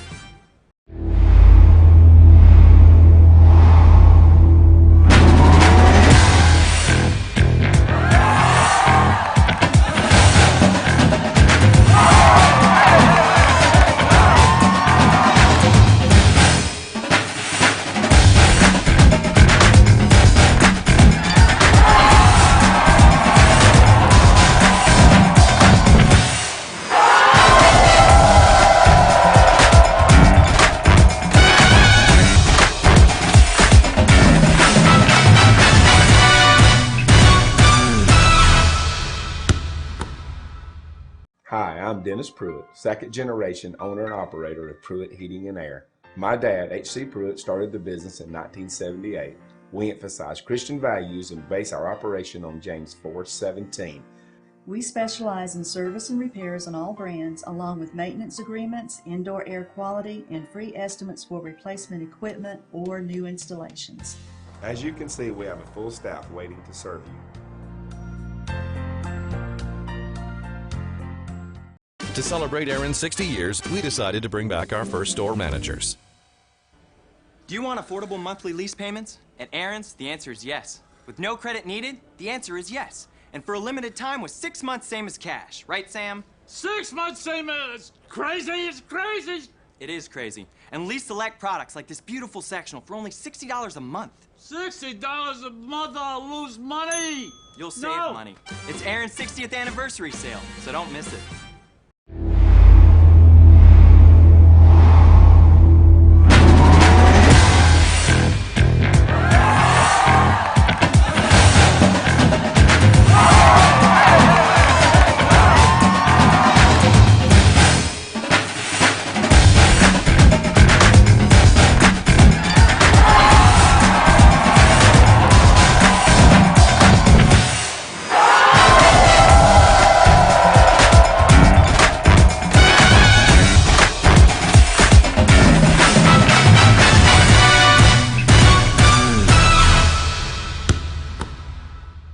Hi, I'm Dennis Pruitt, second generation owner and operator of Pruitt Heating and Air. My dad, H.C. Pruitt, started the business in 1978. We emphasize Christian values and base our operation on James 4:17. We specialize in service and repairs on all brands, along with maintenance agreements, indoor air quality, and free estimates for replacement equipment or new installations. As you can see, we have a full staff waiting to serve you. To celebrate Aaron's 60 years, we decided to bring back our first store managers. Do you want affordable monthly lease payments? At Aaron's, the answer is yes. With no credit needed, the answer is yes. And for a limited time with 6 months same as cash. Right, Sam? 6 months same as crazy is crazy. It is crazy. And lease select products like this beautiful sectional for only $60 a month. $60 a month, I'll lose money. You'll save money. It's Aaron's 60th anniversary sale, so don't miss it.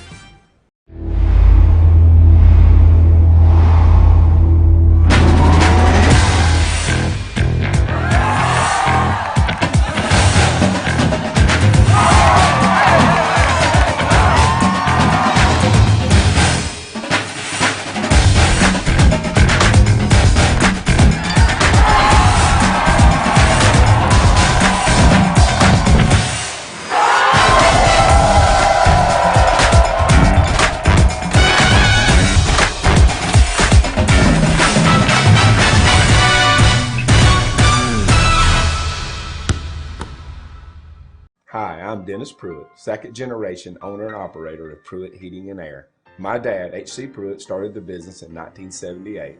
We emphasize Christian values and base our operation on James 4:17. We specialize in service and repairs on all brands, along with maintenance agreements, indoor air quality, and free estimates for replacement equipment or new installations. As you can see, we have a full staff waiting to serve you.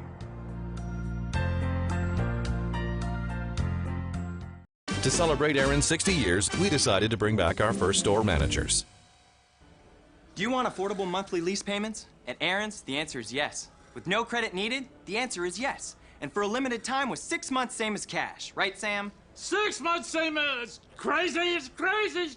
It is crazy. And lease select products like this beautiful sectional for only $60 a month. $60 a month, I'll lose money. You'll save money. It's Aaron's 60th anniversary sale, so don't miss it.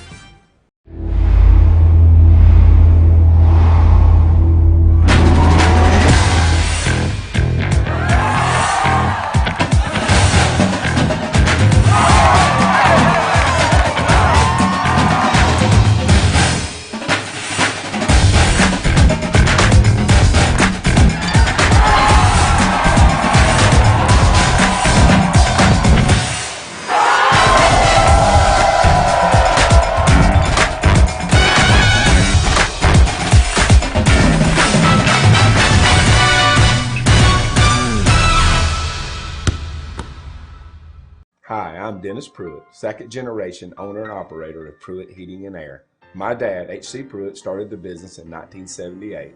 We emphasize Christian values and base our operation on James 4:17.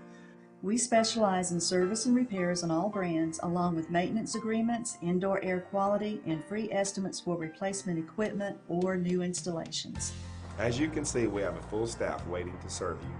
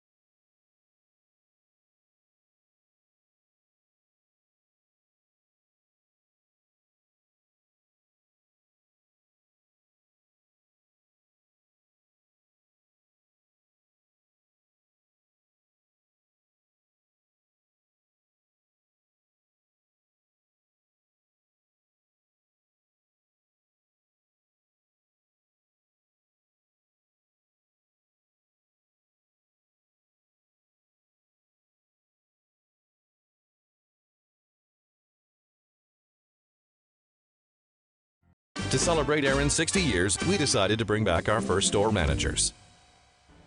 Do you want affordable monthly lease payments? At Aaron's, the answer is yes. With no credit needed, the answer is yes. And for a limited time with 6 months same as cash. Right, Sam? 6 months same as crazy is crazy. It is crazy. And lease select products like this beautiful sectional for only $60 a month. $60 a month, I'll lose money. You'll save money.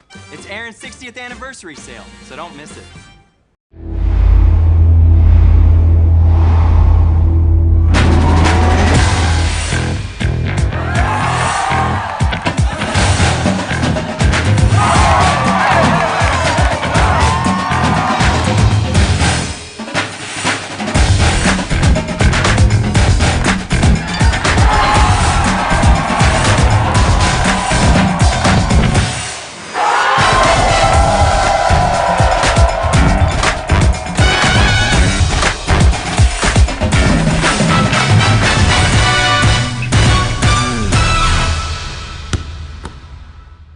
Hi, I'm Dennis Pruitt, second generation owner and operator of Pruitt Heating and Air. My dad, H.C. Pruitt, started the business in 1978. We emphasize Christian values and base our operation on James 4:17.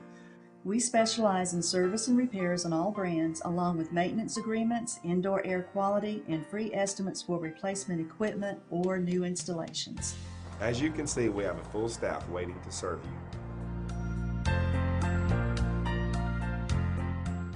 To celebrate Aaron's 60 years, we decided to bring back our first store managers. Do you want affordable monthly lease payments? At Aaron's, the answer is yes. With no credit needed, the answer is yes. And for a limited time with 6 months same as cash. Right, Sam? 6 months same as crazy is crazy. It is crazy. And lease select products like this beautiful sectional for only $60 a month. $60 a month, I'll lose money. You'll save money. It's Aaron's 60th anniversary sale, so don't miss it.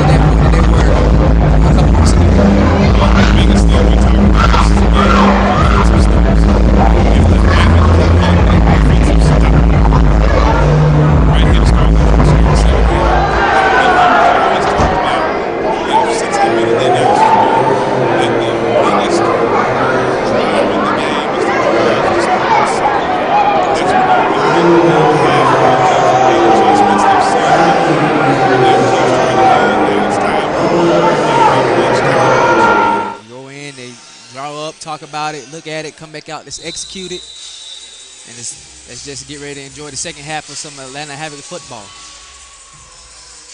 Here we go as Jed Solomon's getting set to kick this one off. Here's a run up and kick by Solomon. High end over end. It's going to be returnable to the 5 to 10 to 15. Is going to be knocked out of bounds. It's going to be a 1st and 10. They're going to spot the ball right on the 15-yard line.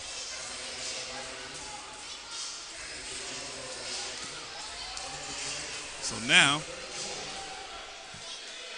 it's time to see what this defense can do. Not only see what the defense can do, but let's just see what the offense can do. And we've got whistles and a stoppage in play as they're trying to set up the chains on the far side of the field. Now we're ready to get started. Kane declares it's a tight end. Washington out of the gun, drops back. He's under some duress. He escapes. He tries to make a move, and he finally get to him. He's going to go. He's going to throw it into the stands, but we've got a flag, and I think we're going to get a holding call as they finally get some pressure on Washington. And here's another rule. The jack linebacker has to stay in the box until the quarterback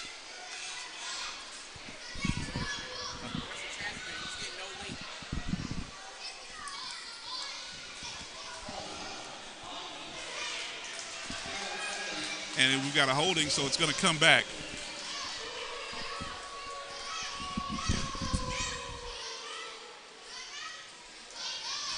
Picking up on that holding call, we had a holding here on the Atlanta Havoc.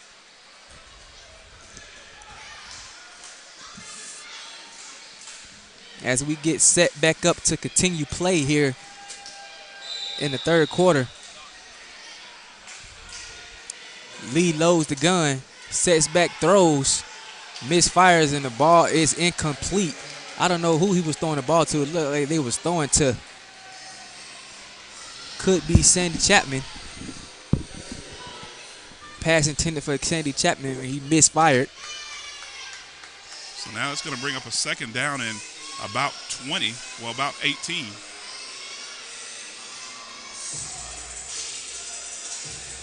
And like I said, now it is critical that the Havoc get a defensive stop here.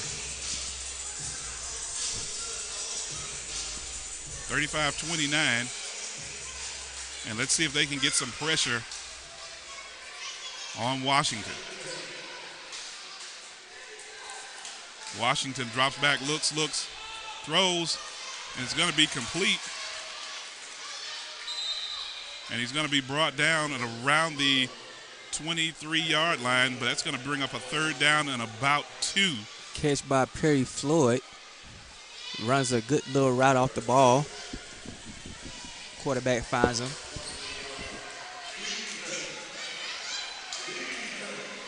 Tight end declares they're going to give it to the fullback, and I don't think he got there. That's going to bring up a fourth down. I don't think he got it. It is fourth down. And that was a great play by Lee Chappell. Coming downfield, lowering his shoulder, and bringing the boom before the boom got brought to him. So it's now 4th and 1. They're going to try to quick snap it and give it to the fullback. He didn't get there. I think that'll be a turnover. And the Havoc are going to take a timeout. I have to agree with you, Eric. I don't think he got that first down. I think he was about a yard or two short. That's a great spot. It's 4th down and 1. And now it's going to be interesting to see what the play call is going to be. It looked like they tried to quick snap it there. And the Havoc take a timeout. And this could be a turning point in the game right here. Because we talk about the defense getting a stop. If the Havoc can get a stop right here and the offense can score, that puts this team in the driver's seat. Right. Again, we have a little crowd action here from the fans. There's again the good backpack dance.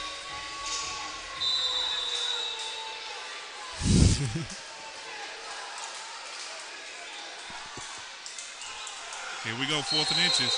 And we've got motion. Dirty laundry on the field. False start. Looked like it will be against the Carolina Energy.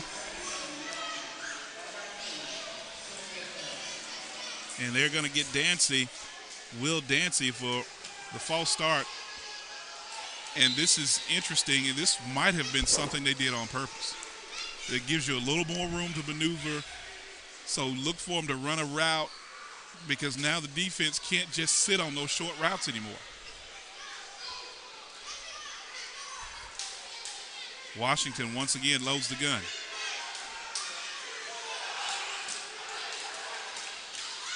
Washington decided to keep it. He tucks it, looks. He's trying to make a move to the outside. Can he get there? He got there to the first down.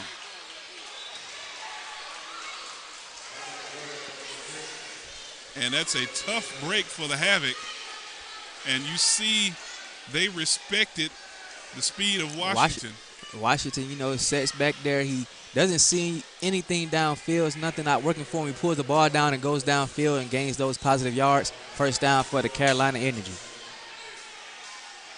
It is first down and 10 for the Havoc, for the Energy. And they're going to give it to the fullback, and he's going to be knocked into the Dashers. Give him maybe a yard. That's going to bring up a second down.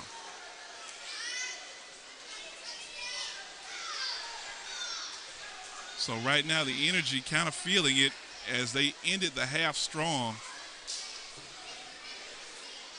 Carolina Energy is moving into the direction of scoring. And First and 10. This time Kane declares his tight end. It should be second and about 8. And we've got flags.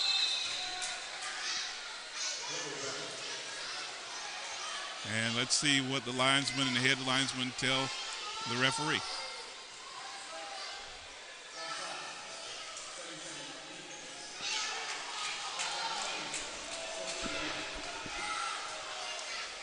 So that's going to bring up a second down and about 4.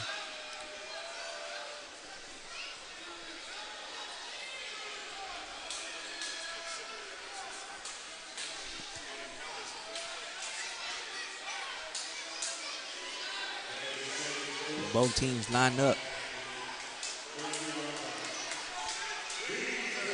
Washington loads the gun. Here's the snap. And Washington, under some duress, throws it away, almost intercepted. That was a very dangerous play by Washington. He should have just, maybe threw the ball away, lined up and set up and play again. And you can't do that to LJ. Mr. Jackson almost had his interception.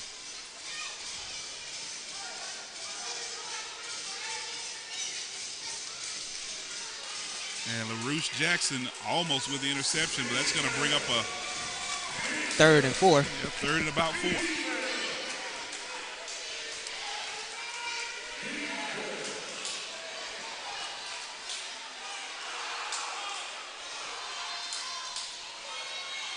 Throws underneath. Great coverage up underneath. Great coverage by Robinson. Michael Robinson. Great play by Robinson. He sat on that play. He read that play from the start to the end. So here it is. This is the play of the game as we watch. Robinson sits here in the middle of the field. He backs up and he watches it. He breaks on it. That's a nice break by Robinson. He wasn't fooled at all. So now it's the play of the game. 9:08 remaining in the 3rd quarter. This will be the chance we make it or break it. If the Carolina Energy gets this. Washington loads the gun. Throws underneath. Oh, the nice play again. Outstanding play by Mr. LJ himself. That's a big-time play right there by LJ. And that's what you call a PTPer, a prime-time player. Look at him, showboating a little bit. Hey, man, that's a nice play. And that's what we just talked about. You start the second half, if you can get a stop. And he jumped underneath that route. Outstanding. Nice play by Mr. LJ.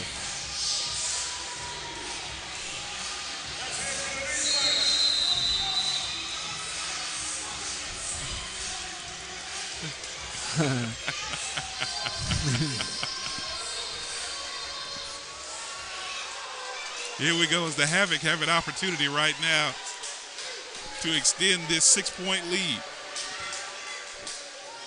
Chappelle takes the snap, drops back.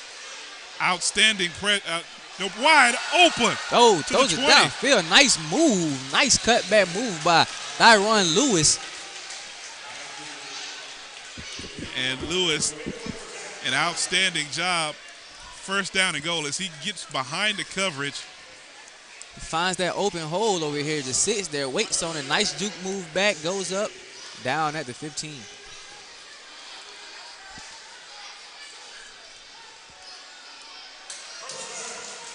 So it's 1st and 10. Spot the ball on the 16-yard line. It's snap. They're going to fake the reverse wide open in the back of the end zone. Oh! Missed him by a little bit to my man, Mr. Ryan McDaniel. An outstanding play fake. Outstanding play fake, sells the fake. He's wide open down the middle of the field and missed him by just an inch and hair. Honestly, you had 2 guys wide open. I was just going to say that. 2 guys was wide open running down the field. Maybe the quarterback just got so happy he just, hey, let me just throw it up there. Somebody's going to get it.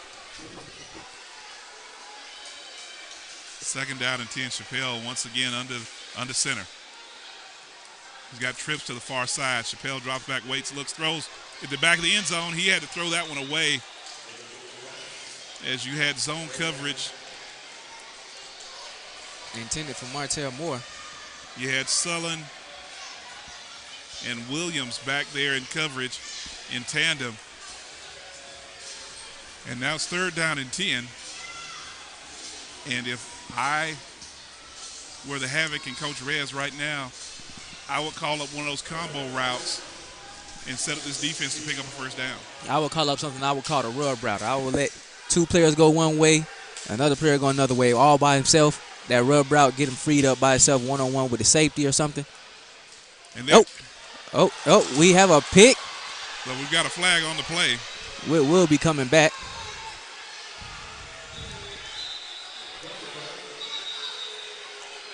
Well, let's wait to see what the penalty is, but I think we're going to have an offsides.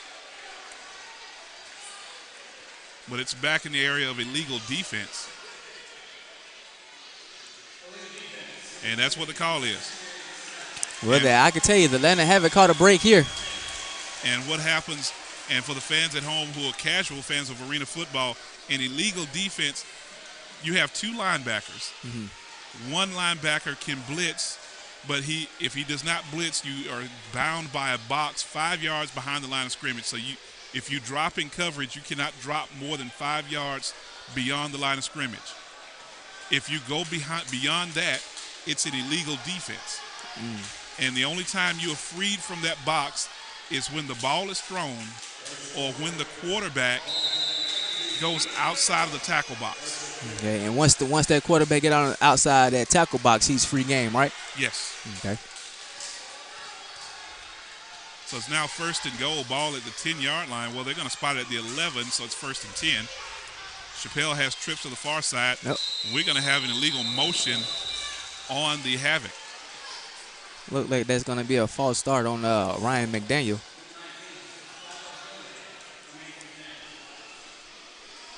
And McDaniels taps on his chest and said, that was my bad. 1st down and 5. 35-29 your score. We've got 6:07 remaining in the 3rd quarter.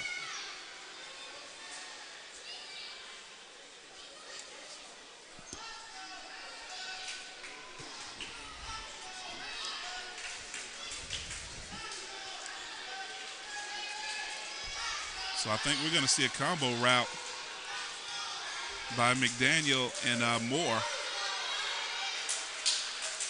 Here comes the high motion man. They're going to try to fake the screen, throws it up, and it's going to be an interception.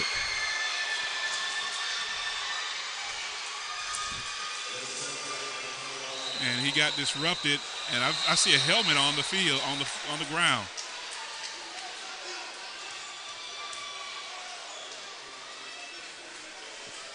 Well, certainly the Havoc did not need that. And it looks like it's going to be a personal foul on. It looks like it's going to be on the energy. So now we just have a game of a lot of mixed emotions out there. Both of these teams want to win. They come with a plan and a purpose to win. And now you got all these mixed emotions coming out on the field, and then you got personal fouls and all this unnecessary flags and roughness coming out. Now we just have to find a sudden home between both teams. This here, he drops back, pumps fakes. He threw that ball kind of, he wasn't set up perfect to throw that ball, and he ended up throwing an interception here. After the play, had a lot of shoving going on. And then I saw Maurice Chavez, who lost his helmet. He jumped right in the middle of the fisticuffs without a helmet.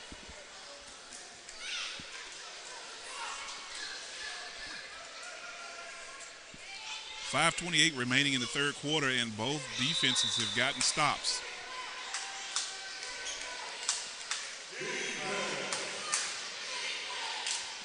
They're going to give it to the big fullback, and he's going to go rumble, bumble, stumble for about 5 yards.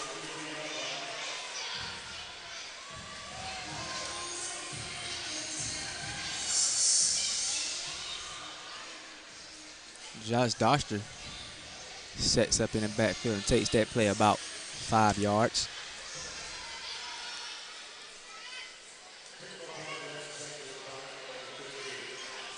Once again, Washington out of the gun. Here's the snap. Washington drops back, waits. It's going to be batted down at the line of scrimmage, and there he was, the guy that you talked about to start the game. That's my guy, Larry Ford.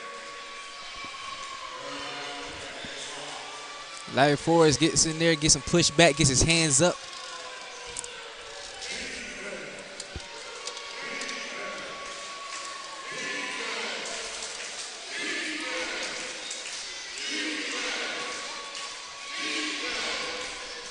It's now 3rd and 5. Atlanta 3rd and 5, and the Carolina Energy has the ball.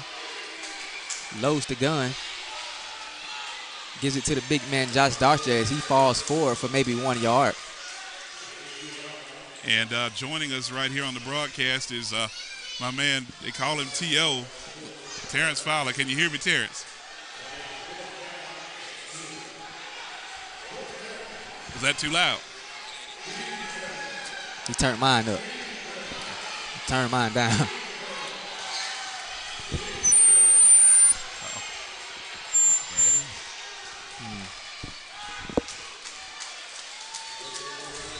Okay. That's going to bring up, he picks up the first down, looks like. So it's now 1st and 10 for the Carolina Energy, and this has been a great ball game so far. And joining us is one of the members of this Atlanta Havoc front office, Terrence Fowler. I call him T.O. How's it going, Terrence? Hey, man, how you doing? I'm glad y'all here. I'm glad to be back on the show with you. Great game, man. Competitive, which I knew it would be. And we all talked about this being the game because this will probably decide some playoff seeding. Yeah. This would definitely decide some playoff seedings. Also, the Richmond Rough Riders are down in Macon playing the Rough Riders. Playing the Georgia Doom. They were losing at halftime, but they're up by 2, 29-27 right now. So it's big implications for the playoffs in Week 8 for the AAL. But we're looking to pull this out, man. Carolina Energy we're always expected to be a competitor for this season. They took the Rough Riders to the limit, and they're going to do the same with us, I'm pretty sure. And now after the penalty, it's going to be 1st and 5. And here's a snap by Washington. Washington throws downfield, and it's incomplete. That is a great play by Robinson again. Robinson is making plays, man. He's making plays when they count. Big plays, man. Big players make big time plays, He's a big-time player. That was a big-time play. 1st and 5 here. That's going to be 2nd and 5. 2nd and 5 here.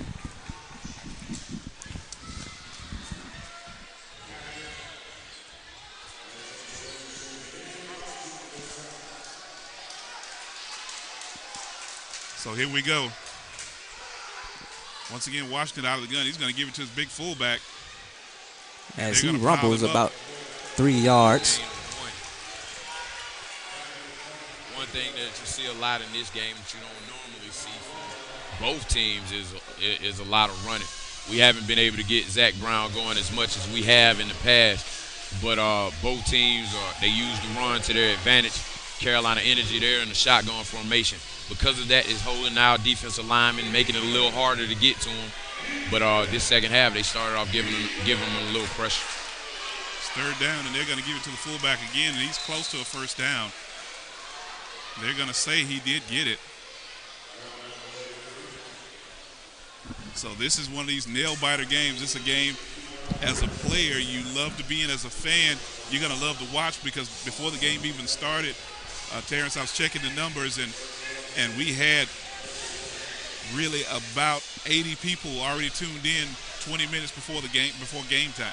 Most definitely. I mean, it's a very high-impact, high-intensity game today. Like you said, everybody understands the playoff implications with these games. Big time sack. And that's a fumble. That is a fumble.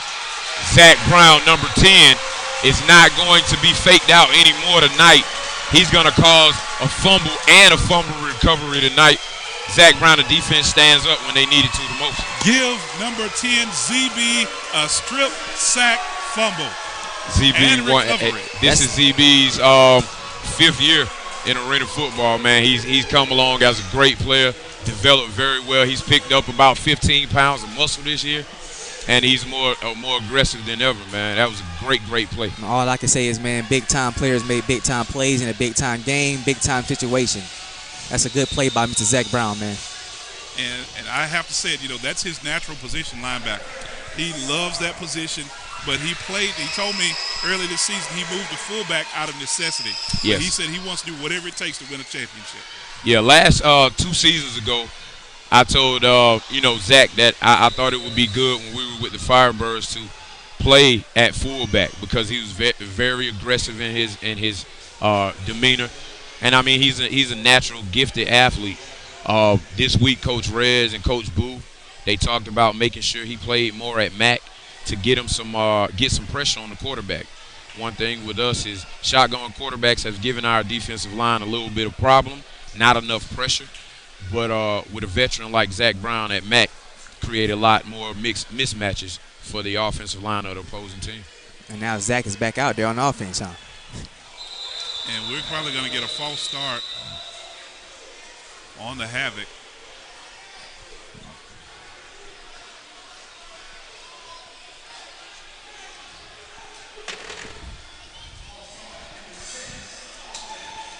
Carolina has been able to get a lot of pressure on Lee all night. In second half, he started to be bothered in the pocket also. So I'm sure Coach Rez is going to try to get our offensive line to settle down a little bit more. He's had time in certain cases, but he's been on the ground a number of times tonight. And, we want to try to keep him healthy for this stretch at the end of the season, going into the playoffs. And that's the end of the third quarter. As we're going into the final stanza, no team scored in the third quarter, but we had in the first half 64-point score. 64. That was huge. That was a big number. Real big number. So with that, we're going to step away as you're enjoying Atlanta Havoc football right here, courtesy of the American Arena League.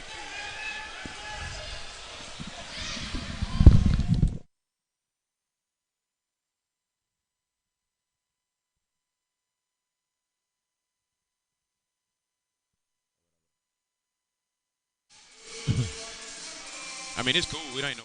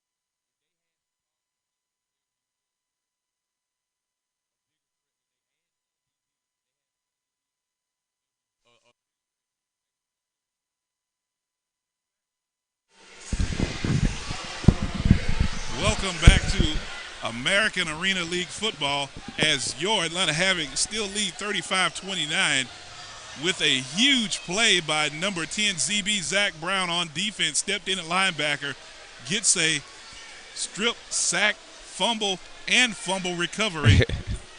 All in one play. And the only thing he was missing was a return for a touchdown. That's called That was it. And he was trying to scoop and score, definitely. He called it the 3-and-1 special from Zach Brown. And that was almost the perfect trifecta. Chappelle under center.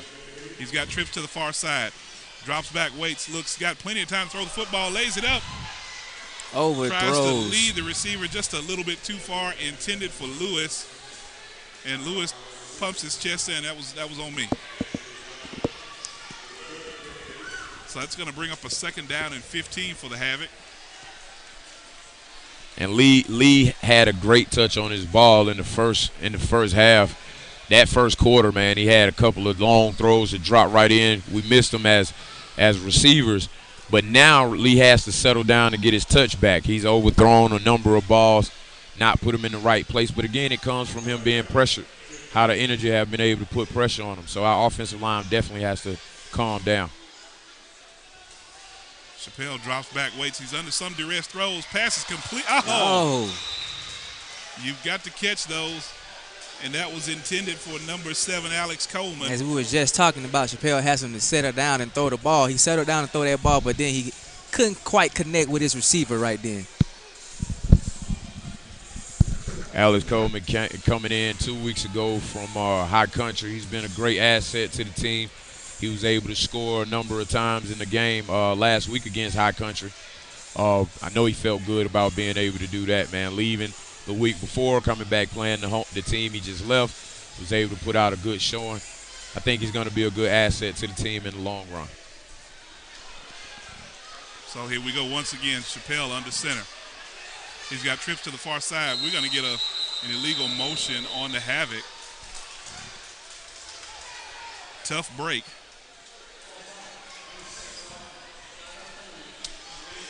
Lee tried to go on a double count, just a tad bit too late. So they're going to get us Ryan McDaniel for a false start. So now it's going to bring up a 4th and 20. And now that we have a little downtime, I'm going to do something that we haven't done all show. We haven't wished none of the mothers Happy Mother's Day today. Oh, we got to definitely do that. We have to. Happy Mother's Day to all the mothers out there anyway.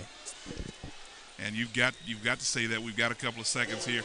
I want to say Happy Mother's Day not only to the mothers but to the grandmothers and to the aunts that had to step in and act as mothers sometimes. Right, definitely. Thank y'all so much. Definitely. This is a superhero holiday that's coming up tomorrow, man, and we really appreciate y'all. Chappelle on a 4th and 20. He's going to drop back and wait. Throws. He unloads it. He's got a man in the back of the end zone. Intended. Led him just a little too far. Incomplete. Intended for my guy, Mr. Ryan McDaniel. And he went for the home run ball. I thought he had somebody underneath, but we got a lineman down the field.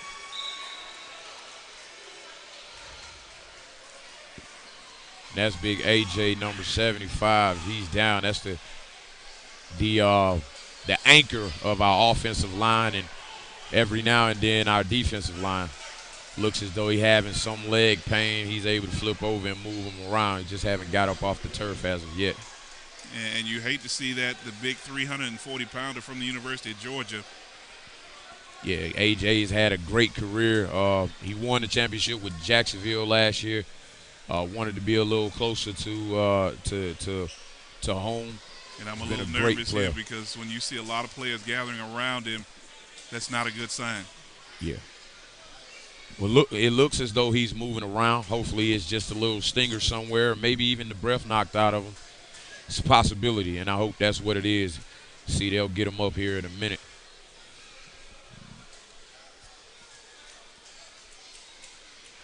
And so with that, you always talk about one of the things that you get nervous about is injuries playing a big part in these games. Mm-hmm. And it looks like that's what might be the case here. And I just feel like, one of the things about, football, you have to be very careful to try to sit when you can. This was a game where we absolutely couldn't sit anyone, and I totally understand having to sit them, especially for the playoff stretch.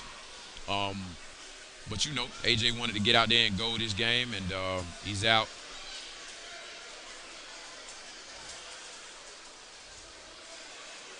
And I was going to ask, what's the deal with Coach Mitchell in the red suit? Well, no, actually, that's Coach Johnson. Oh, I'm sorry. Coach Ty Johnson is in the red suit. Coach Johnson has a long history in professional football. He just feels like, coaches are supposed to be dressed in the three-piece, and he's got his own forte. He's out in a suit every single game, even on the road. He'll put on a suit, man.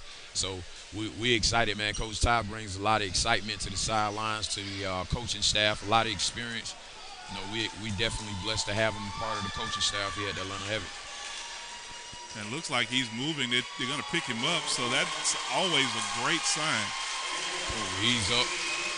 Great thing. Like I said, he was moving around on his knee earlier, so A.J. is probably going to be done for the rest of the night. So he looks like he's stretching it out. Right. But it looks like he's been through a war. I mean, that looks like an offensive lineman. Shirt torn, undershirt hanging out. Trench warfare, man. He's one of our generals in the trenches. We definitely appreciate A.J. and all he brings to the team. He's been a great contribution, man. If it wasn't for him, in a lot of cases, guys wouldn't know what to do. He's been a great veteran to teach the younger guys how to move around on that line, defense and offense. 1st and 10 here. Carolina Energy. And here we go as Williams sets. He's under some duress. He gets away from one, makes a move down the field. Oh! Incomplete, outstanding coverage. He tried to make a one-handed snag, but couldn't do it. Lewis, as he defends that play. I'm almost inclined to believe that the quarterback for that was Williams. Marquis for the Energy, I kind of feel he feels as though it's not going to be as much pressure now that A.J. is not in there, so he can sit around. The good part about it is our end pressure has been good on the outside. So he has to watch, just like Larry Ford created a fumble early in the game. I think we'll get another one here soon.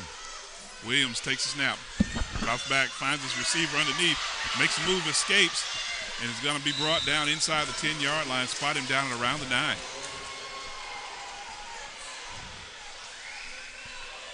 And that was Wiggum on the reception, George Wiggum. He's going to pick up the first down inside the 10, making it a 1st and goal for the Energy. And if the Havoc needed a play, they need it right now.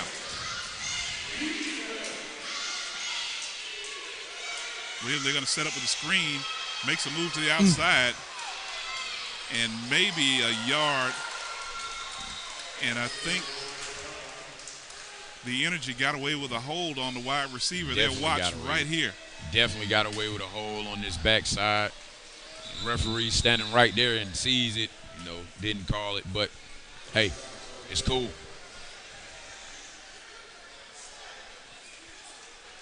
So now it's 2nd and goal.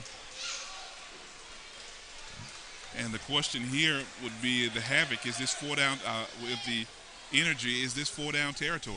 I think it is. It's 4th quarter. They played to the wire with a lot of teams, the best teams in the league. They played to the wire with them. They're going to take us to the limit. I definitely think it's 4th down territory. Williams fakes it, going to get the mixed direction reverse, and he's going to be brought down around the 5-yard line. And they were able to score on that play in the first half. They're able to do some things in shotgun that I haven't seen before. They've executed pretty well on their counters and counter trap runs out of the shotgun with the fullback faking the toss and countering right back underneath with one of the receivers. That's a play I haven't seen in arena football in a long time, and they're executing it pretty well. And it's 3rd down and goal.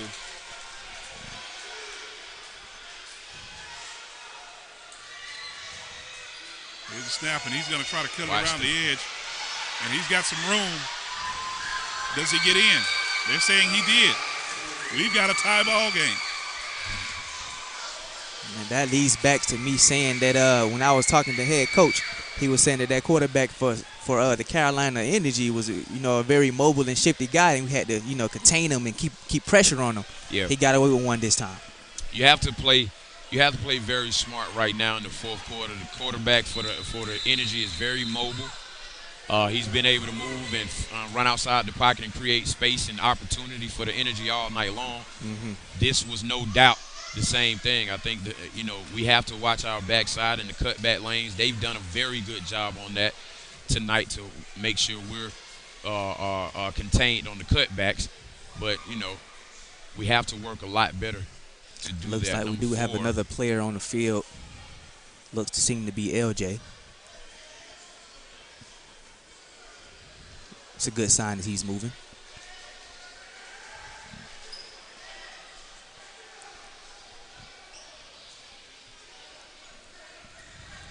I don't know. You look at that, you talk about this team, and that's another one of the key players for this team.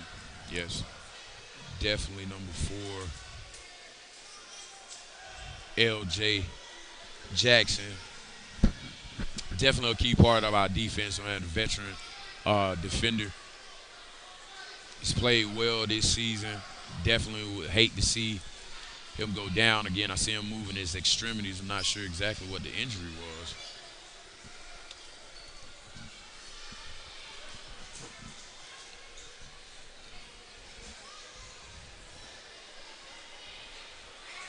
So the biggest thing you hate to see, you've seen now in 2 back-to-back possessions, 2 Atlanta Havoc players, 2 cornerstone, 2 key pieces go down with injuries. Yep.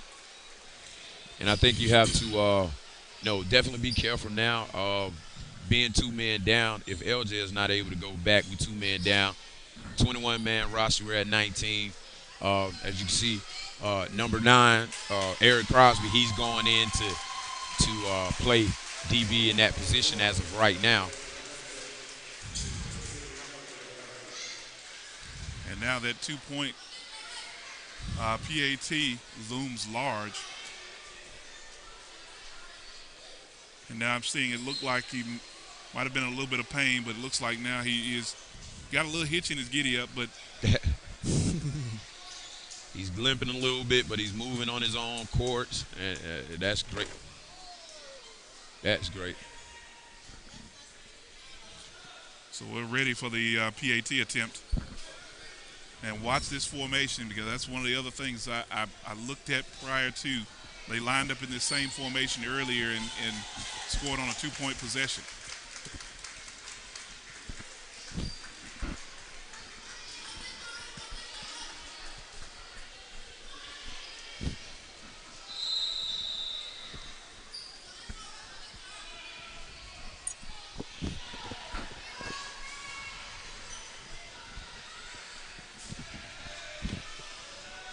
Here's the PAT attempt. Snap, place down. Kick is up. Looks no good, so we've still got a tie ball game. No good. So that was huge. That was a huge non-extra point, man. Nail biter. We're in it to win it. I'm getting ready to go down on the sidelines, root for the troops a little bit more, handle a little bit more business. Hey, but I definitely enjoyed being up. I'm going to be up on the broadcast. It's always good to come back and work with my great friend Eric Tabor. I'm glad to have you on board with us here at the Havoc. Everybody else, y'all come check us out. Next home game will be the 26th. We're playing the Peach State Cats here at home, Buford Arena, 7 p.m. kickoff. We got tailgating going on with the Havoc Ninth Man fan club in the front. We got jumpers going on. We have a number of businesses out doing tailgating with us. It's a family-friendly atmosphere. Of course, we say this all the time, but we absolutely mean it. And we right here in Buford, Georgia. So come out, support us. We appreciate everything that you've done thus far, all the love and support, and we're just going to keep going. And I want to remind everyone that they're going to be back-to-back home games. Back-to-back, yep. On the 26th, and then again on June the 2nd, right here in the Buford Arena. So if you don't have any plans, make some plans to come down and enjoy some great arena football, a fan-friendly environment. But on top of that, it's a place where you can come in and where else can you enjoy some good football, some friends, and a nice, tall, cold beer. Yeah, it's family-friendly. We have alcohol out here, man. You can come and have a good time. Family get in for a reasonable price. Economically, this is the thing, and it's a lot of action. It's indoors. You don't have to worry about the elements outside. That's the greatest part about it, I think. And this one's returnable. He's to the 5. He's to the 10, 15. He's going to be brought down at around the 17-yard line. Fellas, well, it's been real. I'm going to shoot down here. Everybody, again, I appreciate y'all. Thank y'all for having me. And again, that was Terrence Fowler. I like to call him T.O. I'm glad he's brought me aboard here. I'm enjoying Atlanta Havoc football, and we brought in G-Big Productions and Marquez Hodo. Yes, sir. And I've also got to say thank you out to Montavious and Montavious Colquitt, and got to say what's up to Troy Thrash, and also I've got to say what's up to my boy Travis out there. All of these guys are running cameras. I've known them for a couple of years. They're people that I trust exclusively. Yes, sir. Chappelle drops back, throws, got a man wide open, going to be knocked out of bounds into energy territory at the 20-yard line. That's good enough for a first down. That's my boy, Ryan McDaniel. He's making his appearance again. Now he's coming up. The motion man. He runs a quick little, in route, sits right in the middle of the field, catches the ball open. Nice play for him. And the thing I see is the energy of playing a lot of zone coverage. So they're gonna let you catch the football, but they're gonna come up and tackle you. Chappelle drops back, waits, finds him wide open in the middle of the field, and guess what? Count the basket and the foul, touchdown. Touchdown by Martrell. Looked like the same exact play. Different guy. So now that missed PAT looms large once again. As we watch Chappelle find the wide open man, they came underneath as they were playing zone coverage. They just didn't want to give up the deep ball or the touchdown. They let the underneath guy go.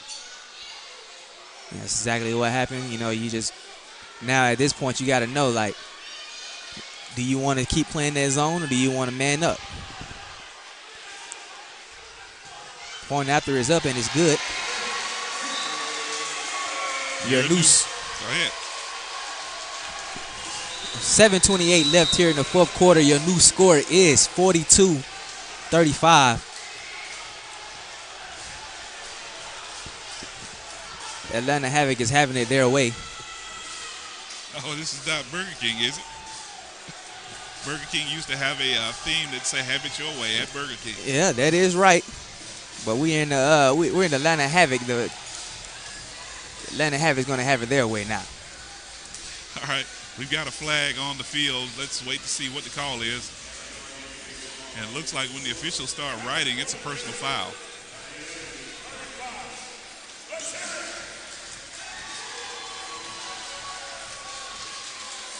Here we go with the call.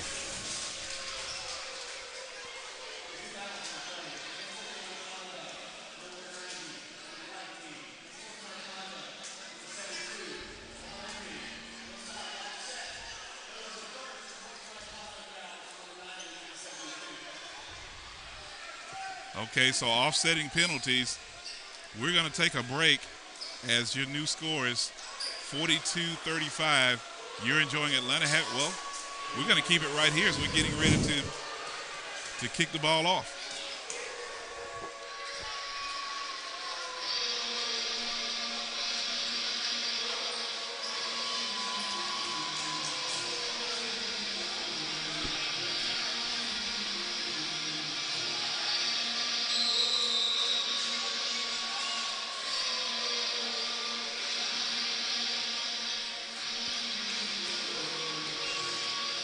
Here we go with the kickoff. Solomon, if we can get an Uno here, that would loom large. It's going to hit the overhead obstruction. Ball will come out to the 20-yard line. 1st and 10 for the Energy.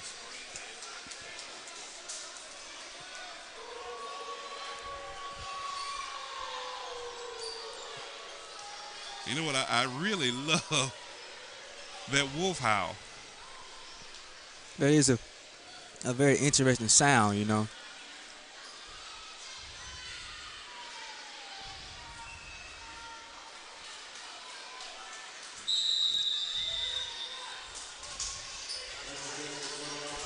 Here in the Carolina Energy, it's still a one-possession game.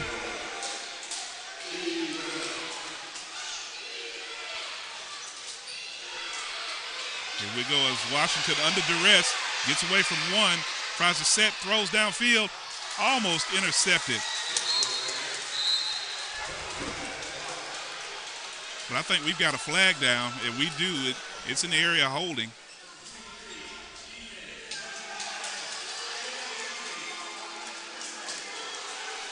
They're going to call number 23, Fred Alexander,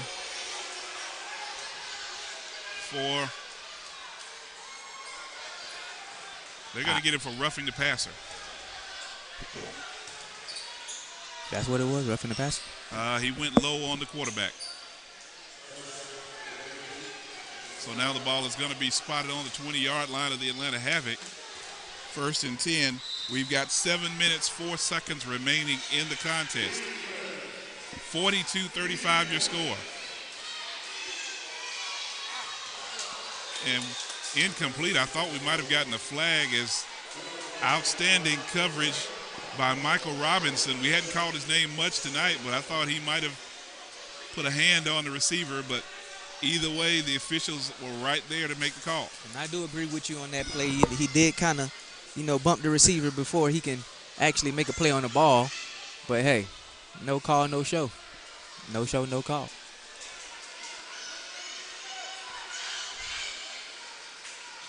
Chappelle drops back, throws. Oh! And that was almost 6 the other way. And that was Michael Robinson once again on the coverage. He broke off his coverage because he saw it looked like it was supposed to have been a back shoulder throw, and the receiver was supposed to stop and turn. That's exactly what happens, but it seemed like the receiver and the quarterback was not on the same page. Quarterback was ready to throw before the receiver was ready to catch.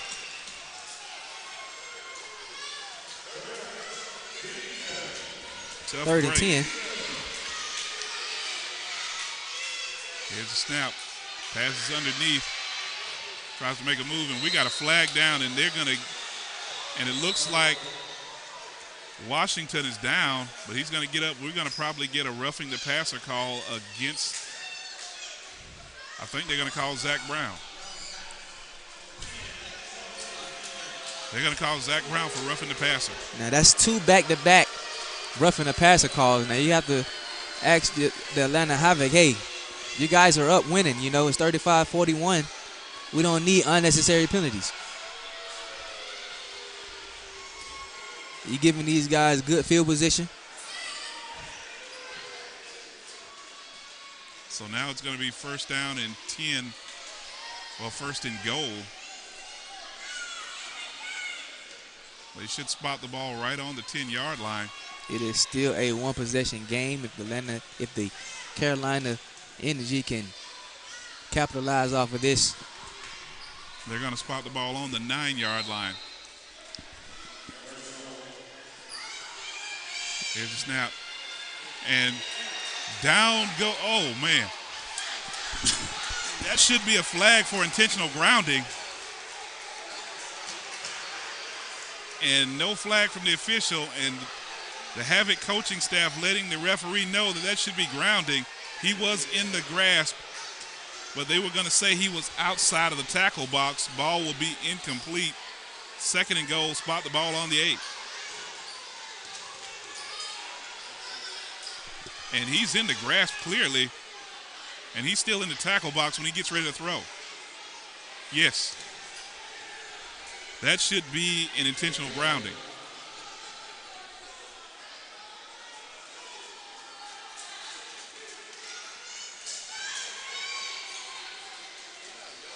So it's going to be 2nd down. Tough break for the Havoc on this one.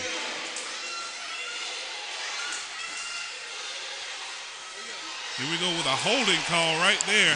There we go. And that's going to be incomplete.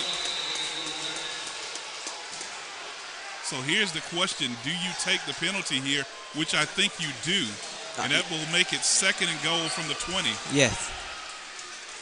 I will go ahead and take that penalty call, make it 2nd and goal from the 20. Right there at the top of your screen, you see it was almost a takedown.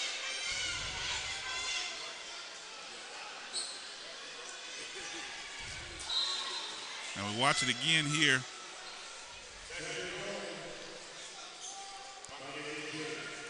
And now the ball is spotted on the 18-yard line, 2nd and goal.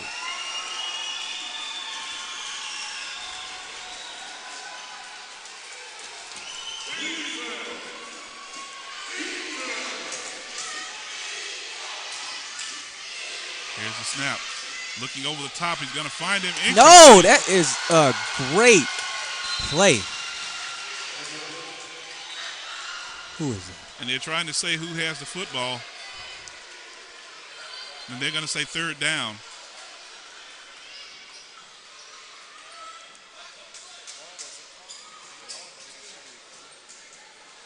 LJ is slow to get up. That was a great play by Lewis. Great play by Lewis. Lewis saw that.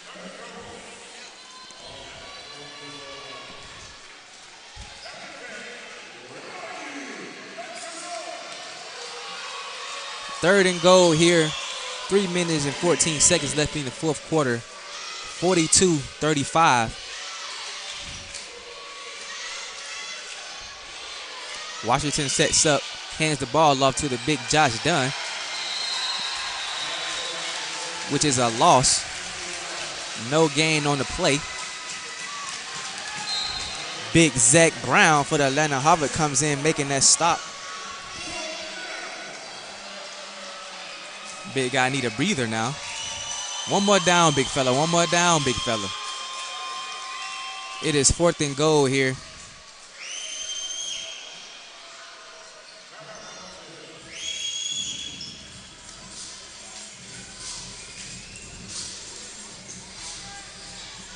And we do have a media timeout.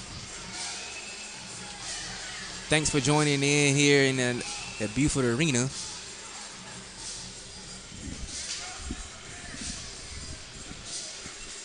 And it's now 4th and goal, and an outstanding game right now, and a stop would be huge with 2 minutes, 48 seconds to go in the contest.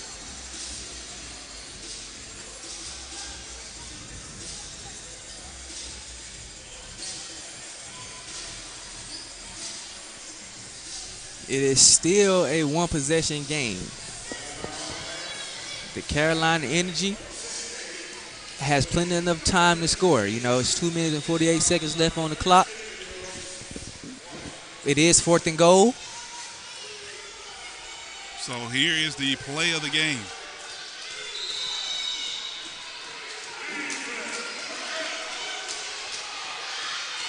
Here's the snap. Washington looking under some duress. He's going to go down. No, that should be intentional grounding, but it's incomplete. Turnover on downs with 2 minutes, 39 seconds to go. Your Atlanta Havoc take possession of the football. You can't ask for anything better than that from your guys on the field right now. The Atlanta Havoc, you know, they've been rushing all game. They finally get to them when it really mattered. Turnover by the Atlanta Havoc. It's a great game. Great down. Great play here by, you have Mr. Larry Ford. Look like Tyshawn Henderson. And look who's back in the game. A.J. Harmon.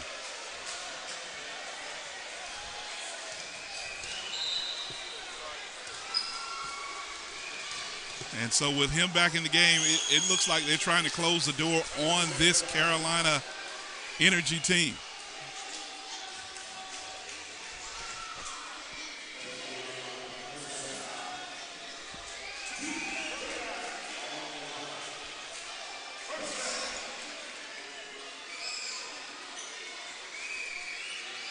So let's see what the Havoc are going to do here. Here's the snap. Chappelle drops back, throws, pass is going to be complete. Making a football move, he's to the 25, to the 20. Inside the 15 and dances around and bring him down and around the 13-yard line. That's a big-time play by Mr. Alec Coleman there. Big-time play. And Alex Coleman, 5'10", 200-pounder from Capital University. A huge play for the Havoc. 1st and 10. Real quick, simple hitch. He gets upfield, makes a move, makes people miss. That's a great play. A pickup of about 24 yards. 1st down and 10. spot the ball on the 13. Chappelle once again under center. They're going to give it to Zach Brown. Zach gets the corner. Looks like he's going to score. Zach the Hammer Brown. That's a correction. That's not Zach Brown. That's not Zach Brown. That is Anson Yarborough. Anson Yarborough takes it in for a score.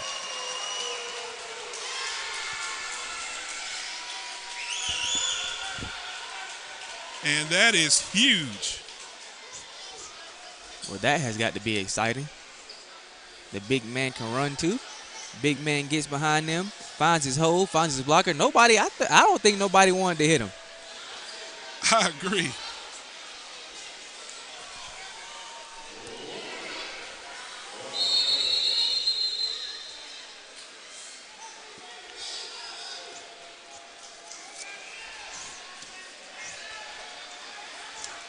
So this could almost close the door.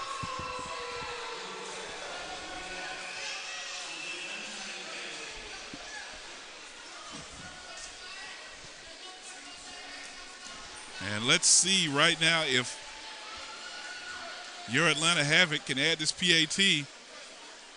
As we see Coach Rez in the huddle with the team, they might be going for two here.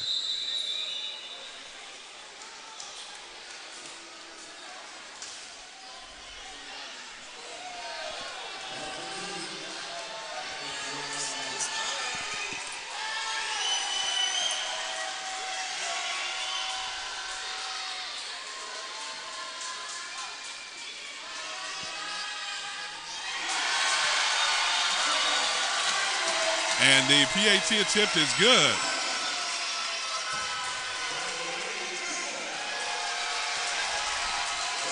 No other than my guy, Mr. Ryan McDaniel. And he takes it to the middle of the field to celebrate.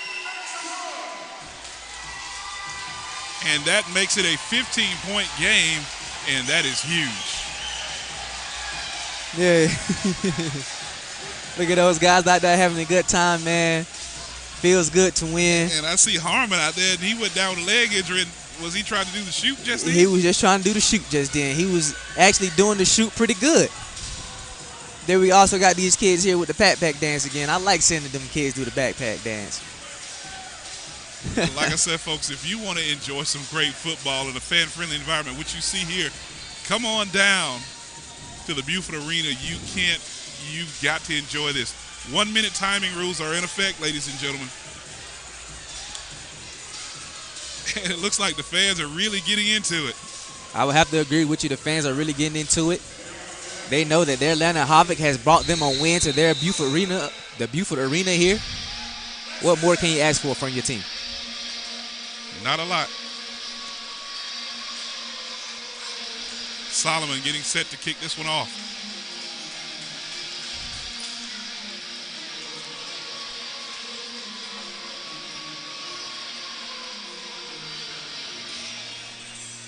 Solomon's kick, end over end. Oh, he almost got him a Uno just then. And we've got some fisticuffs going on as the score is the Atlanta Havoc 50, the Carolina Energy 35, 1 minute remaining in the contest.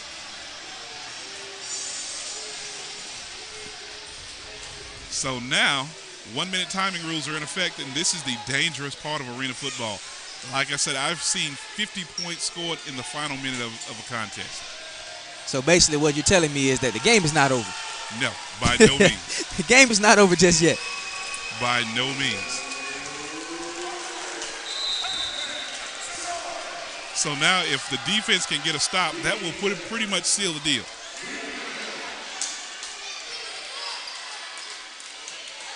Washington sets up.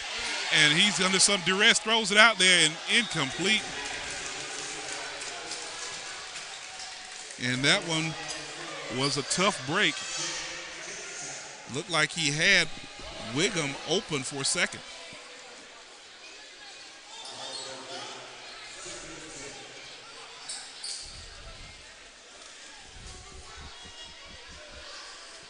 So here we go.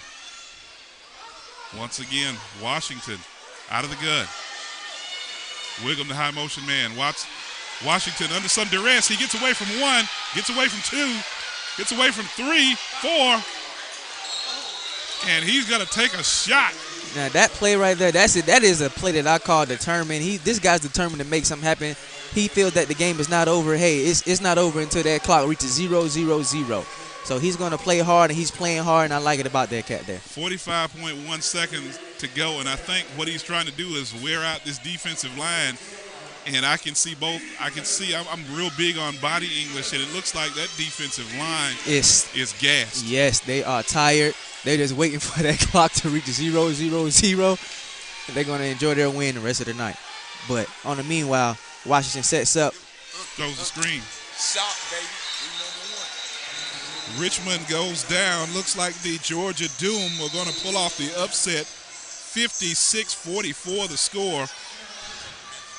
They've got a couple of minutes to go, but we've got 35.3 seconds remaining in this contest. And the Havoc fans are saying, let's get this ninth man into it. But the one thing I am saying is that defensive line looks gassed right now. After trying to chase Washington around for about 15 seconds, when I grew up in a little small town, and one of the things I used to have to do, my grandmother would say, we had to catch our own food. My grandmother would say, we're going to have chicken for dinner. We had chickens out in the yard. She'd say, go get that one. And I would have to chase chickens, and that really parlayed into my football career because I was a big guy, but I could run people down. Yeah, you got it. I'm guessing you were pretty quick then, back in your days then, because chickens are pretty quick. Them ain't no hard animals to catch. Yes. So. And he's going to lay it over the top. Outstanding coverage. Again, Robinson with another outstanding coverage play.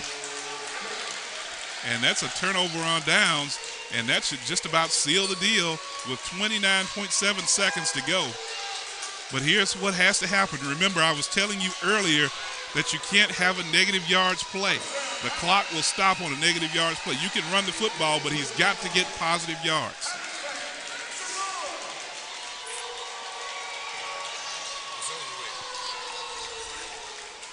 And it's final 56-44. The Georgia Doom knock off the Richmond Rough Riders. Now the Rough Riders have their first loss of the season. And here's the scenario, ladies and gentlemen. We'll run it down in about 30 seconds what the scenario will be before we leave the air.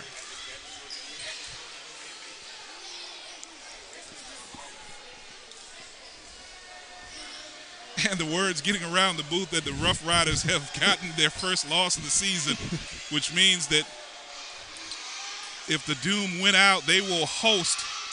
Oh, man. A misread there, but I know I said in 30 seconds, but let's just go ahead and run down the scenario. I'm excited.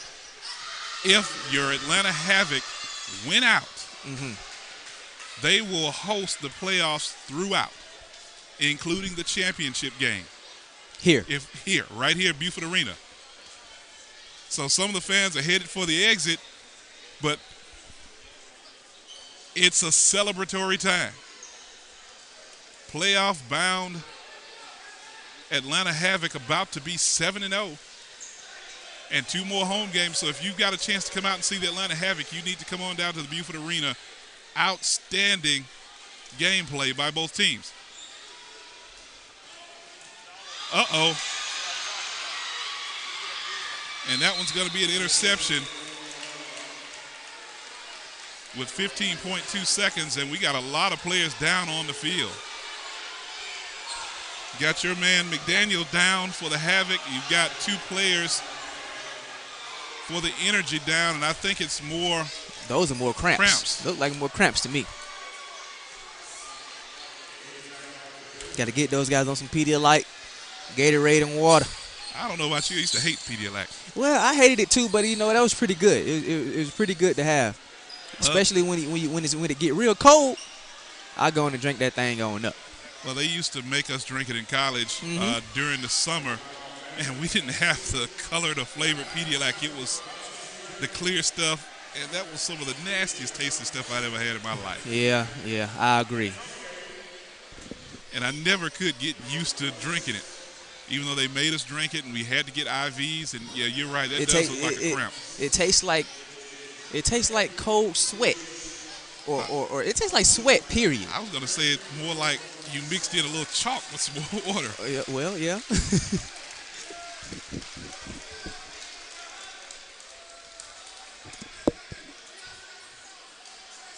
So here we go with the last 15 seconds. And like I said, this game might not be over yet. If the Energy can score quickly and get the ball back on an onside kick, they still have a chance for this game. There you go. Washington out of the gun again. He drops back. He's going to go for the home run ball. There it is. And you're going to get a flag for pass interference. Dirty laundry on the field. And as I'm listening to the crowd, I just heard somebody say, all you got to do is turn around, man. That's all you got to do. And that's true.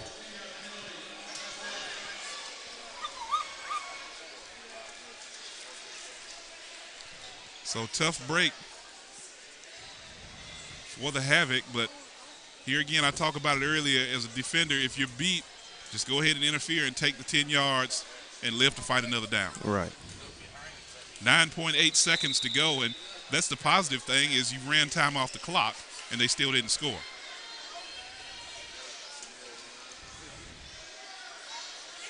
Here's the snap, and there's that same play again, and that's going to be an interception. And that should just about do it. All you have to do, the Havoc has to do, is take the ball and run around for 3.1 seconds and then give the fans a souvenir. Let's see what kind of celebration they have for us right now. Well, let's go to center field and find out. Even the coaches are involved.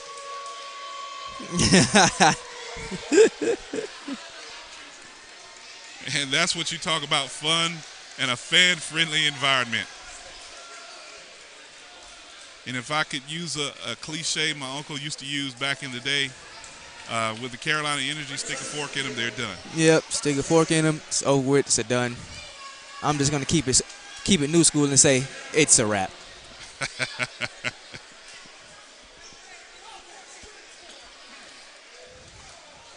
All right, we're going to shut down immediately following the conclusion of the game. Outstanding contest if you're both teams left everything on the field. I mean, left everything on the field. You had a little bit of everything. I would agree this was a very hard-fought competition. Both teams were very competitive. High-scoring game. And the Doom, again, knock off the Richmond Rough Riders. And the Georgia Doom had a new head coach for this game, and looks like they're responding to him. So he's just going to try to fall forward, get positive yards, and that should do it. Your final score here, the Atlanta Havoc 50, the Carolina Energy 35. On behalf of yours truly, Eric Tabor and Marquez Hodo, good night and so long from the Buford Arena.